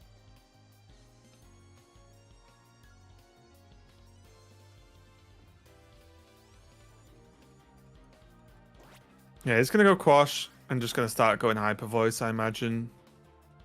Unless this Primarina has, oh, is it called Hydro Shot? No, it's the Sparkling Aria. Huh? No, there's a water move that's basically Hyper Beam. But water, right? I didn't know if it... Sometimes it runs that, but no, it's just going to Moonblast. Sparkling Aria? I've literally never heard of that. Isn't that what it's called, chat? Is that like a Primarina special or something? I think so. Hydro Cannon, that's the one I was thinking of. Thank you, Mike. Yeah, Hydro Cannon is Hyper Beam, but water. I've used that before on Primarina. Okay, they do get rid of the Sableye, which gives them a lot of control back and saves from any more burns, quashes, and so they kind of just get to run amok right now. It is Sparkling Aria, right? Hey. Sparkling is Primarina special. I've never played Primarina in a normal game. I never picked Poplio or whatever it's called. Me neither. I just know because I probably got one-shotted by it once in Pokemon Champions, and that knowledge retained in my brain. Okay, so there's Pelipper, Arcalodon, and a Sinistra against this Corviknight and Primarina.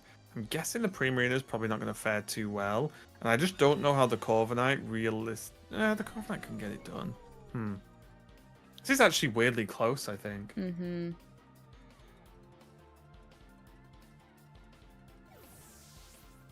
go for the swap out into the Pelipper. Gets the rain going. So that means electro shots are going to start coming thick and fast. Also, or not. Interesting. Interesting. Interesting. Interesting. I think there's oh wait, yeah, I'm mixing up my Corviknights, right? Because it was the other Corviknight we saw that didn't have Brave Bird. Right. Yeah. Now we're dealing with a different one. Yeah. Yeah. If this has Brave Bird, okay, fair enough. Because if it didn't have Brave Bird and was the full raid boss body press, then I think the Corviknight's in a really good spot. Yeah. But if it's got Brave Bird, then it's probably not got Roost, or it's not got a defensive move. Like that's what I was going to ask. Does the Brave Bird build still include Roost? Because that can be, that can change the tide of what seems like a loss, right? The problem with the Brave Bird and Roost is you're running Brave Bird, Roost, and then you probably running Tailwind, right? Probably. Maybe not specifically on this team, but probably. And then that means that if you're running a buff move, then you're not running like body press. So it gets a bit tricky with Corviknight. You normally just have one job you want it to do and say that's enough. Like, do you want it to be a bit more aggressive? Then you rely on like leftovers and don't have Roost. Or do you want it to be that unstoppable force against physical attackers? Electroshot going. Oh, holy my macaroni! gosh. It's gone. Yeah. Well, see you, Corv. That hurt my soul a little bit. Yeah, wasn't even a crit. Yeah. But it's flying versus the Electro, right? And was the Arcalodon on +2 there? I think, and there's the forfeit. Yeah. So here's what we were talking about. The benefit of forfeiting is maybe just not showing every single thing that you can try to do to try and still pull out the win here. Pato, again, currently undefeated, has not lost a single match, even in the best of threes. So it looks like Pato is attempting to go through this entire tournament without a single loss, which would be crazy. Which most players do attempt to do, but most fail. So, yeah, Thanks, pretty big Raven, deal. Yeah. We'll just Just letting people know, just being clear. Yeah. But you know what's a big deal here, though? Pato won and got probably surprised by the grassy knot from Raichu and lost the Swampert instantly, and Pato still won. So that's a little bit scary, right? When you surprise factor, you knock out the Mega straight away and you still lose. Like, that's a problem, because how are you altering that, right? Like, does Pato, here's my idea. Does Pato just bring Swampert again and just say, Doesn't what are you matter. gonna do? Like, yeah. Oh, they're in. They're in. What was the name of that grass move you said? Out of curiosity. Was it? Wait, what's it called? It's not. You tell me. It's grassy knot. No? Wait, what? I don't remember. I've barely ever seen it. I just know what it does. It's the weight one, isn't it? Yeah, it's grass knot. Oh, The you knot. laughed The like knot I said is it was just so called good. Ronaldo McNot or something was its name, and I got it wrong. It's like, it's close enough. My God. The worst The part is that bullying is crazy. you said it with such confidence that I was scared to correct you, and like now I think I might be wrong. In which case, that would be really funny. I'm okay being wrong, but it was grassy versus grass. It's like It's like saying Draki meteor, you know. Anyway, they're starting. The Is game. it like saying Draki No. Meteor? I don't think it is it? It's not. I think you're really stretching for this. I'm sorry. It's like saying Ronald McDonald. McDonald's. Can you please go back to saving the stream, Raven? Okay. Thank you. We are going to see the opening once again. We have Pato 1-0 up in this grand Omega final of Moon Ball Cup 1, hosted by the amazing Moon's Refuge. And we do have Raichu and Sableye as the open. It's going to get pulled back, though, into the Dark Knight known as Corviknight. And then we have Mawile going to hit that Mega into the Sinistcha defense. Quite a good combo, actually, because the Rage Powder from the Sinistcha will help keep the Mawile safe. Yeah, sorry. Someone in chat said icy beam. Yeah, icy. That's fine, right? It's an icy beam. A beam made of ice. And Bit it of an truly icy one. is a grassy knot. Yeah. Yeah. Just the reaction, like I'd said something absurd. I'm sorry. I apologize. Oh, play rough into the Corviknight is not going to achieve Yeah. too much there. I wonder. Oh, and the mirror armor. Wow.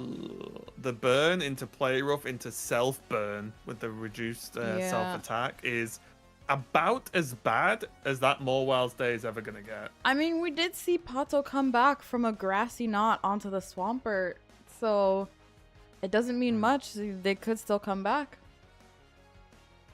Yeah, I genuinely would have been tempted to just queue Swampert again. Because you'd assume that they're like, oh, they're not queuing Swampert. Although maybe, I mean, maybe we can find out after, once the tournament's finished.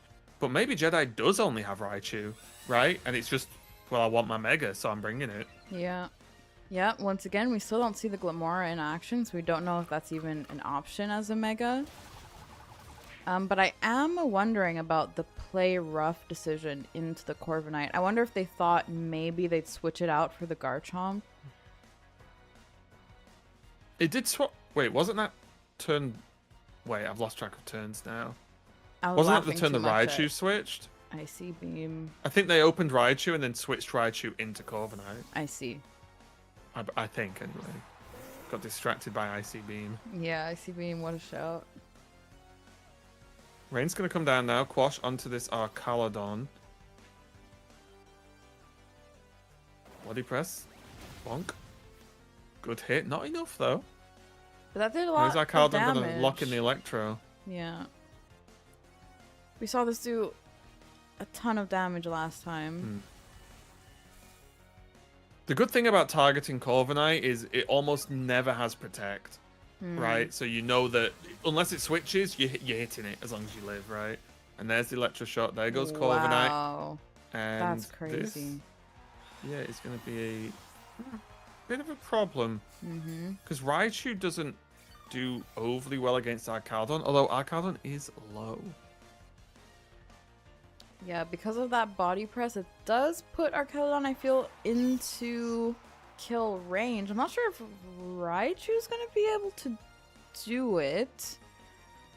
We still don't know who else Jedi has to deal with it. This is also really interesting because Raichu, it cannot evolve and it has Lightning Rod, right? Which means it'll soak the Electro Shot if Electro Shot's used. So the assumption is, like, does Arcaldon not Electro Shot this turn for fear of the Raichu just not evolving? There's a lot in the air that can be done this turn. That's a great point, and I'm wondering if you're Pato, you know, we've seen Pato just go for the safe choices, which has been winning him the game so far, so I wonder if he goes for the safe choice. Jedi does Mega Evolve the Raichu. Taunt on the Pelipper to stop a Tailwind, keeping Raichu fast. There's Focus Blast, and that will deal with the Arcalodon easily. Jedi doing okay now. We know the Sinister and Mawile that's burned in the back, and this Pelipper that's now taunted. Did it go for Tailwind? It did, right? Yeah. Huge. Yeah, that was Keeps the Raichu fast. Yeah. This Raichu is proving its worth, I feel like, in this finals best of 3 with the Grassy Knot coming out on the Swampert and now being able to knock out the Archelodon.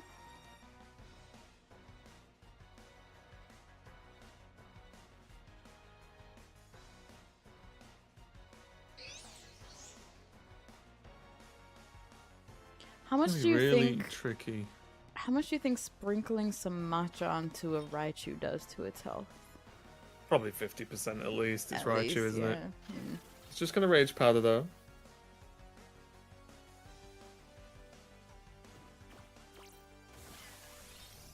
That's interesting. Pretty nice though. Yeah, that'll be the last time we can Rage Powder. Yeah. Rage Powder is +2 priority and Prankster's only +1. So that first one always going to beat it. But as you said, yeah, the second one not going to be the case. Hurricane going to come out on the Sableye, not going for the Raichu here. Does get rid of that. But now double taunt down, right? Yeah. So both Pokemon have to spam attacks. Which is not great news for Raichu, especially now that Sableye is out. There's no Quash shenanigans. Okay. That's really good. Yeah. Because the Garchomp has a spread move now, so it can take out the Focus Sash. And then, or like Raichu can take it out. It's probably faster than the Garchomp. And then the Garchomp can Rock Slide and actually take out the Pelipper. And then if they get rid of the Mawile after that, it's just going to be game. And Garchomp also good against the Mawile. Or at least decent if it's going first, right? Ooh. Yeah. Okay. Maybe switching it out to keep the Sash alive. Ooh. Yeah. I wonder if a Rock Slide... Oh, Dragon Claw. Oh, okay. Very Wait, is it interesting not Focus choice. Sash, or did they just not play around it? Matcha. Okay, it wasn't quite 50% on there. Oh, What's the interesting... no. Yeah, that sucks. The fact that that did as much damage as it did against the Raichu means that Matcha does get a fair heal from that Matcha Gacha, which shouldn't be underestimated here, I feel like. Yeah, and it is brutal that the Sinister is actually taunted, because if there was a turn here where it's like, maybe Mawile takes the damage actually, but like, sort of like protect into Trick Room, there's a world, right? But yeah, not going to be enough. Sucker Punch going to go into King Shark. Mawile basically calling it a day. And we may, I don't want to call it too early, but we may be going to a game 3. Yeah, this is looking quite tough to bring out for Pato. At this point, it is the bird against the world. Yeah, and I think it's just too much, right? Rock Slide does really well if it has it. And also, there's just the Raichu, right? Raichu's faster than Pelipper. Yeah, the so Zap Cannon is how does that work? Yeah. just going to annihilate at this point.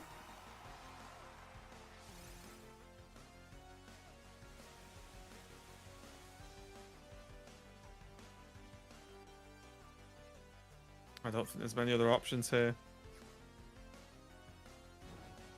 If this has Focus Sash, I guess you can stay, attack with Pelipper, and then see. Because I don't know how this Pelipper's built. and see how fast the Pelipper is compared to the Garchomp. I don't think it's ever really faster, but again, I have no clue how these Pokemon are built.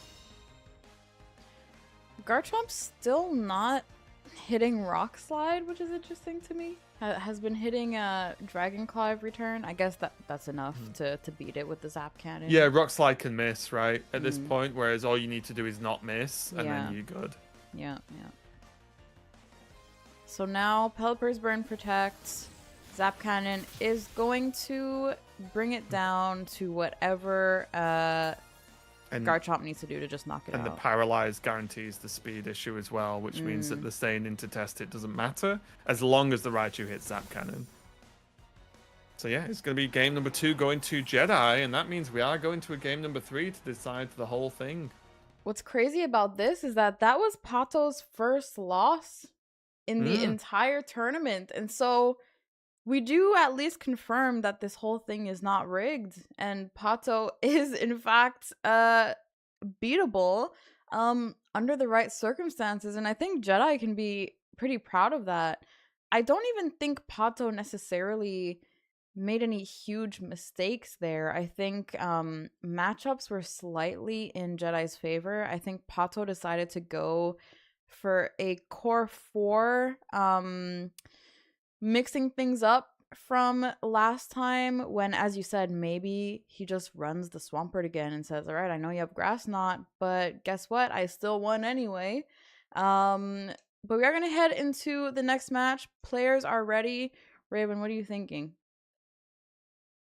From Pato, I think I would like to see something along the lines of like maybe even a Pelipper Sinistra opening or something, or even Pelipper Archaludon, and try and use special attackers to burn down Sableye quickly, because that stops the Will-O-Wisp, it stops the Quash, it stops the Taunt, it stops the Encore, right? Because Sableye just sitting there being an arse, basically, is actually been causing them problems. Like, the second a Will-O-Wisp lands on the Mawile or the Swampert, the damage is reduced quite a lot. So maybe a special attacker opening, get rid of the Sableye as a priority, then deal with the rest afterwards when you're not at that stage where the Sableye gets to just mess around with the game. But we'll see if Pato agrees. It's going to be the Archaludon Basculegion opening here, so a bit of a 50-50 way. And then once again, of course, Raichu and Sableye combo, the yellow duo of doom. Yeah, literally the yellow duo of doom. This is the last match of the tournament. Absolutely winner takes all. I'm happy to see that it went to a game 3. Excited to see what Pato does in terms of their Mega. And again, it looks like we're not seeing a Glimmora. Yeah, maybe the Glimmora is just for a specific matchup, right? Yeah. It could be like Focus / Glimmora with Power Gem for Charizards. And just be as simple as that or something, right? Like, might not be, but we are going to see, as I said, that Will-O-Wisp coming out straight away. Flip turn. Oh, that's funny. That's really funny. They flip turn to the Archaludon, their own Pokemon, to give it a little stand buff. A little tap funny on the shoulder. I guess start building that stamina up. The best way to assure that your fish gets out of there, right? Because let's say you flip turn onto someone who protects, then your fish is just standing there, and they have to tank whatever's coming their way. So at least you know you can get your Basculegion out of the field. And obviously, then switching into Sinistra means you get to heal back up anything that was just done. Yeah, also as well, Sinistra a pretty good tank for receiving the Raichu attacks, right? Yeah. Which is likely, it was likely that Raichu was gonna, if it was gonna hit anything, it was probably gonna try and one-shot the Basculegion. So not a bad little play there from Pato. But again, now the Basculegion's burned, right? And that's scary. Whereas if you look at the Pelipper Archaludon opening, you would have Rain. Yes, one of them would get quashed probably or something, but you could at least try and pile on some damage onto that Sableye. Here's Pelipper now. This Corviknight probably switches out, I imagine. Encore into Dragon Pulse. No Electro. Yeah. That's a very annoying. Big move. Because now, at the very least, they won't be able to stack their special attack, right? And so that just leaves Archaludon where it's at.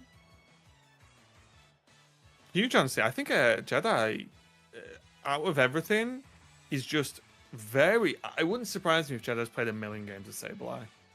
Because it feels like all these choices with Sableye specifically are very good and very clean. Agreed. And as we saw, Basque Regent now burned in the back. Having a burnt fish in the back of your team is not what you need to have a reverse sweep, which is potentially why Pato has it on the team, to pick up an easy kill onto Raichu, to pick up an easy kill onto the Prim or the Garchomp. That's going to be a lot harder with the burn in place. It's going to get heal on that Pelipper with the Sinistra. Pelipper going to take the taunt. But again, I think if I'm Pato, I'm just max dumping damage into the Sableye anyway. Yeah, I like this. Just get that thing gone. Especially now, Sableye's gone. And whichever oh no Megas actually, sorry. Yeah, we've seen all 4 Pokemon, right? So no Megas brought for Pato in this last game, which is a bit of a shame because I do think that obviously things wouldn't have worked out how they worked out. But once you get rid of Sableye, either of these Megas starts doing an absolute ton of damage once there's no Quash, Will-O-Wisp messing around with them. Yeah, I almost wonder if, because the Raichu is running the Grass Knot, that scared Pato away from bringing, what's his name? Swampert. Because if not for that, then I think Swampert would have been huge in this match. Grass gonna come out. Ironically named Fried Fish, by the way. Yeah, literally. Literally. Names have power. You may have foretold the future there, Pato. Yeah. And here's Thor dropping the hammer on Basque Legion. Oh, man. And now this is just slipping away, right? Yeah. Suddenly, yes, the Sableye's down, and I do agree that Sableye did feel like the priority target, but it took a couple of turns with all the switching, and in that time, Corviknight's just getting its job done. Raichu's managed to somehow just keep whipping in these hits that are causing havoc. There is now the Trick Room, but it's Trick Room into Arcaladon. Raichu, yes, is fast, so now will be slow, arguably. Obviously, the speed doesn't actually change, just the order of speed changes. But Corviknight is still probably feeling okay about this. 2 more turns of rain. We could see a Protect into Garchomp. Raichu into switch Corviknight into Garchomp. Could be very, very possible. Yeah, and we still don't know who Jedi has waiting in the back, but we're about to see. I would guess Chomp. Yeah, that is definitely the safe pick here. Makes sense. And this might well be soaking an Electro Shot. Burn on the Chomp would be pretty big. I'm not going to get it. Oh, called it. Oh, no. Okay, sorry. I thought he Dragon Pulsed the other slot. I was like, that would have been sick. That would have been Here's absolutely Zap Cannon crazy. again. The Matcha does eat the Zap Cannon relatively well. Of course, the one thing that could turn the tides of the battle is a paralysis turn coming onto the Matcha, not being able to either Matcha Gotcha, for example, to finish off this Raichu, which would be enough because Raichu is a squishy boy, or getting off a Rage Powder, which could protect this Arcaladon. So that's something to take into consideration, even though it didn't bring the Matcha down to very low health. It is potentially keeping it from being able to move. And look what happens. Okay. And I feel like whenever you're... whenever your opponent is paralyzed and skips a turn, you do a little dance, because I feel like paralysis is really rare now. Because they did nerf it in this game. Focus Blast going to come down and not one-shot the Arcaladon. That is, I think, almost often the case. Or almost every time the case. At least from when I've tried it. So Raichu does still have work to do. Arcaladon is still alive. Does go down to more or less anything now at this point. Yeah. However, there is just the Raichu and the Corviknight. And remember, Pelipper's in the back and can turn Rain back on. So this is still very, very scary here for Jedi. I think this game could weirdly go either way, when I think Jedi was looking really good early on. Yeah, Jedi definitely had the better start here. I think just from some safer decisions by Pato, He's managing to take it back, although this paralysis on the matcha is still something that can turn things around. And every time I say it, it happens, and I need to probably stop saying it. Yeah, that is absurd. Two paralysis in a row is crazy. Is that Ganon gonna come out and start trying to bully the Sinister? Did guess the protect on the Arcaldon, which makes sense. Getting some leftovers. 1 turn left of Trick Room. But the problem here is, I'm pretty sure Corviknight is slower than Arcaludon, so Arcaludon might have to like retreat or something here. Arcaludon currently on only +1 defense, no special attacks. It got locked in with Encore, but this Trick Room, like Corviknight, I think could just body press Arcaludon and call it a day. Yeah. Maybe the 1 defense leak keeps it alive. It's tricky. Yeah, there's the withdrawal. Yeah, I thought so. Yeah, too scary. I think for at least a chance to set the rain and bring Arcaludon back out with a chance to hit something here. And I assume a Matcha Gotcha is going to finally take out this Raichu, which is probably what they've been trying to do for the past 3 turns, but got paralyzed. Yeah. That's really rough. Raichu, though, did do it. Obviously, it helps with the paralysis, but like Raichu did a good job. But now it's Corviknight versus the world. Now Trick Room's going to be over, which suddenly makes Corviknight a slow boy now, which is a little bit unfortunate because this is when Electroshock can start causing havoc. Yeah, and as we've seen, an Electroshock can just knock out this Corviknight. And so Corviknight has to be careful. Maybe they foresee the switch here and try and knock out the Arcaludon with a body press, which I do believe is all it would take.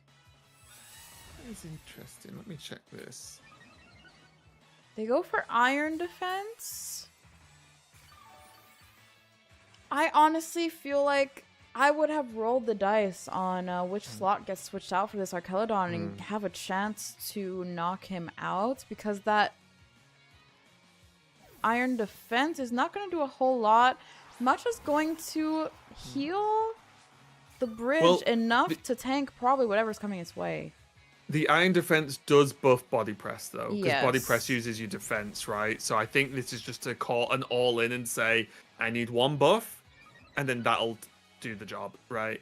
However, we are going to see the attack go down. Tailwind, pretty nice, just to make this secure, and there it is. Pato is going to be your champion. A very, very close finals, very back and forth, but Pato's consistency just paid off in the end. And a huge congratulations. Yeah, Pato taking it back. Only 1 loss in this entire tournament. Kind of crazy. Pato, congratulations. The winner of the inaugural Moon Cup. Did I say Moon Cup? I meant Moonball Cup. As Same thing. Again, I pointed the wrong way. This way. Congratulations. I want to see some GGs in the chat. I want to see some... Guys, you haven't even used my new emote. Guys, I made the Moonball Cup emote. Spam it right now for Pato. Thank you, Demi. It's beautiful. Look at this beautiful thing. Pato, you did it. You brought it back. I think this was a bit of a revenge arc for Pato, who very slimly lost in the finals last time. But congratulations, Pato. Also, I hope you guys had so much fun. Neo, which I call you Neo, thank you. I hope you guys enjoyed. As always, you guys know I'm super attentive to your feedback and everything. So definitely let me know in Discord anything that you think we can improve for next time. But one thing we also have to do right now is thank my caster here. Can we get some W's in chat for Raven, who did an incredible job and made this tournament so much fun. Thank you so much, Raven, for joining us for this tourney. I hope you'll be back. Yeah, of course. Thanks for inviting me. It was super fun. You were in a great tournament. You could tell that your community loves you, so that's also very nice. So thank you for inviting me. It was awesome. And also shout out to both finalists. Obviously, Pato, I think, did a great job through the whole tournament from what we saw, or from what I saw at least. But also, I think Jedi brought Raichu Y, a Pokemon that I kind of fell off on, to be honest. Brought Raichu Y to the sort of the very end and made it very close. Like, I thought even in the final game that Jedi was doing it, but Pato managed to just about hold on. So, huge congratulations to both players. Like I said, I think they did well. And a great job for everyone just playing. I think whether you're new to VGC or not, I think these kinds of tournaments for like, sort of like, what's the best way to phrase it? Like, not like entry level in like a bad way, but just a great way for people to get started playing. And if you want to try out the game, try out competition, because as you can tell, it's very different than just jamming ladder games one after the other, right? It becomes a little bit more intense, a little bit high pressure, but also more fun as well. I love just jamming ladder, but there's nothing quite like playing in tournaments. So it's awesome when we have creators like Moon run them for us. So yeah, huge shout out to you, and thanks to everyone in chat watching. I hope you had a good time. Yeah, Raven, I will let you go. Thank you so much for being awesome and making this tournament even better. And we did shout out Raven in the chat, guys. If you're not following Raven, somewhat of a cool dude, he also Somewhat. plays, yes, not too bad, also plays Pokemon Champions, has been streaming pretty much every single day. So if you want more Pokemon Champions content, definitely drop him a follow on Twitch. He's not as nice as I am. He will call But you cooler. out on your Never mind, don't follow him. Goodbye. No. Also, as well, just to butt in for a second, I do stream Monday to Saturday, but also I stream UK daytime. So if you watch Moon and you like to be awake 24 hours a day, I stream at the other part of the day. So if you just want Pokemon Champions all day and all night, no matter where you live, if you follow both of us, then you're pretty much sorted for most of the time. That's so true. Between the two of us, you basically have 24-hour Pokemon content. But yeah, I'm so glad you guys enjoyed it. Raven, go ahead, enjoy the rest of your night. Thank you so much for being here. Thank you. W's in chat again for Raven. But guys, oh look, it's Luna. I pointed the wrong way again. Look, it's Luna. She's been here. Wait, Pato, why do you need help? You won. You won the whole dang thing. I'll make my comeback in the next tournament. Asha, I'm so happy that you participated. I think you did great. Unfortunate the way that the top 8 got chosen. But guys, I'm so glad you enjoyed the tournament. I had so much fun running it. I think this was my favorite one so far by far. I saw Lunala and thought you pointed the correct way. That's true. Oh yeah, I fixed my background, by the way. I fixed that like last night so you guys could actually see her. But yeah, if you guys had fun, make sure you drop a follow, make sure you join the Discord, because as I said, inaugural Moonball Cup, which means we will be running many more of these tournaments. For some reason, I like doing this kind of thing. I like doing like the production stuff and like gathering everyone together. I really enjoy it, and you guys keep showing up, and yeah, the more you support me, the more we can make this bigger and more fun and pull out all the stops and stuff. I was also thinking of doing like a specific stream where we like raise money for the prize pool and like do like a crazy prize pool. Wouldn't that be cool? Anyway, make sure you drop a follow so you can catch the next tournaments. I will also be live. I might take a day off tomorrow and be back on Tuesday live. But yeah, drop a follow to make sure you don't miss it. Thank you guys for being here, and I will keep you updated with the next tournament. But next stream, we will be back to grinding the ladder because it is my turn to get sweaty, y'all. I just saw you guys try so hard. And now it's my turn. And I'm going for rank 1. We're already ranked 2. I'm going for rank 1 next time. My Castell is long. I know. Luna's an absolute gem. Thank you guys. Stay tuned for more, and I'll catch you next time. See you next time. Bye, guys. Stick around for a raid. I'll find you someone fun. Mwah. See you next time. Bye.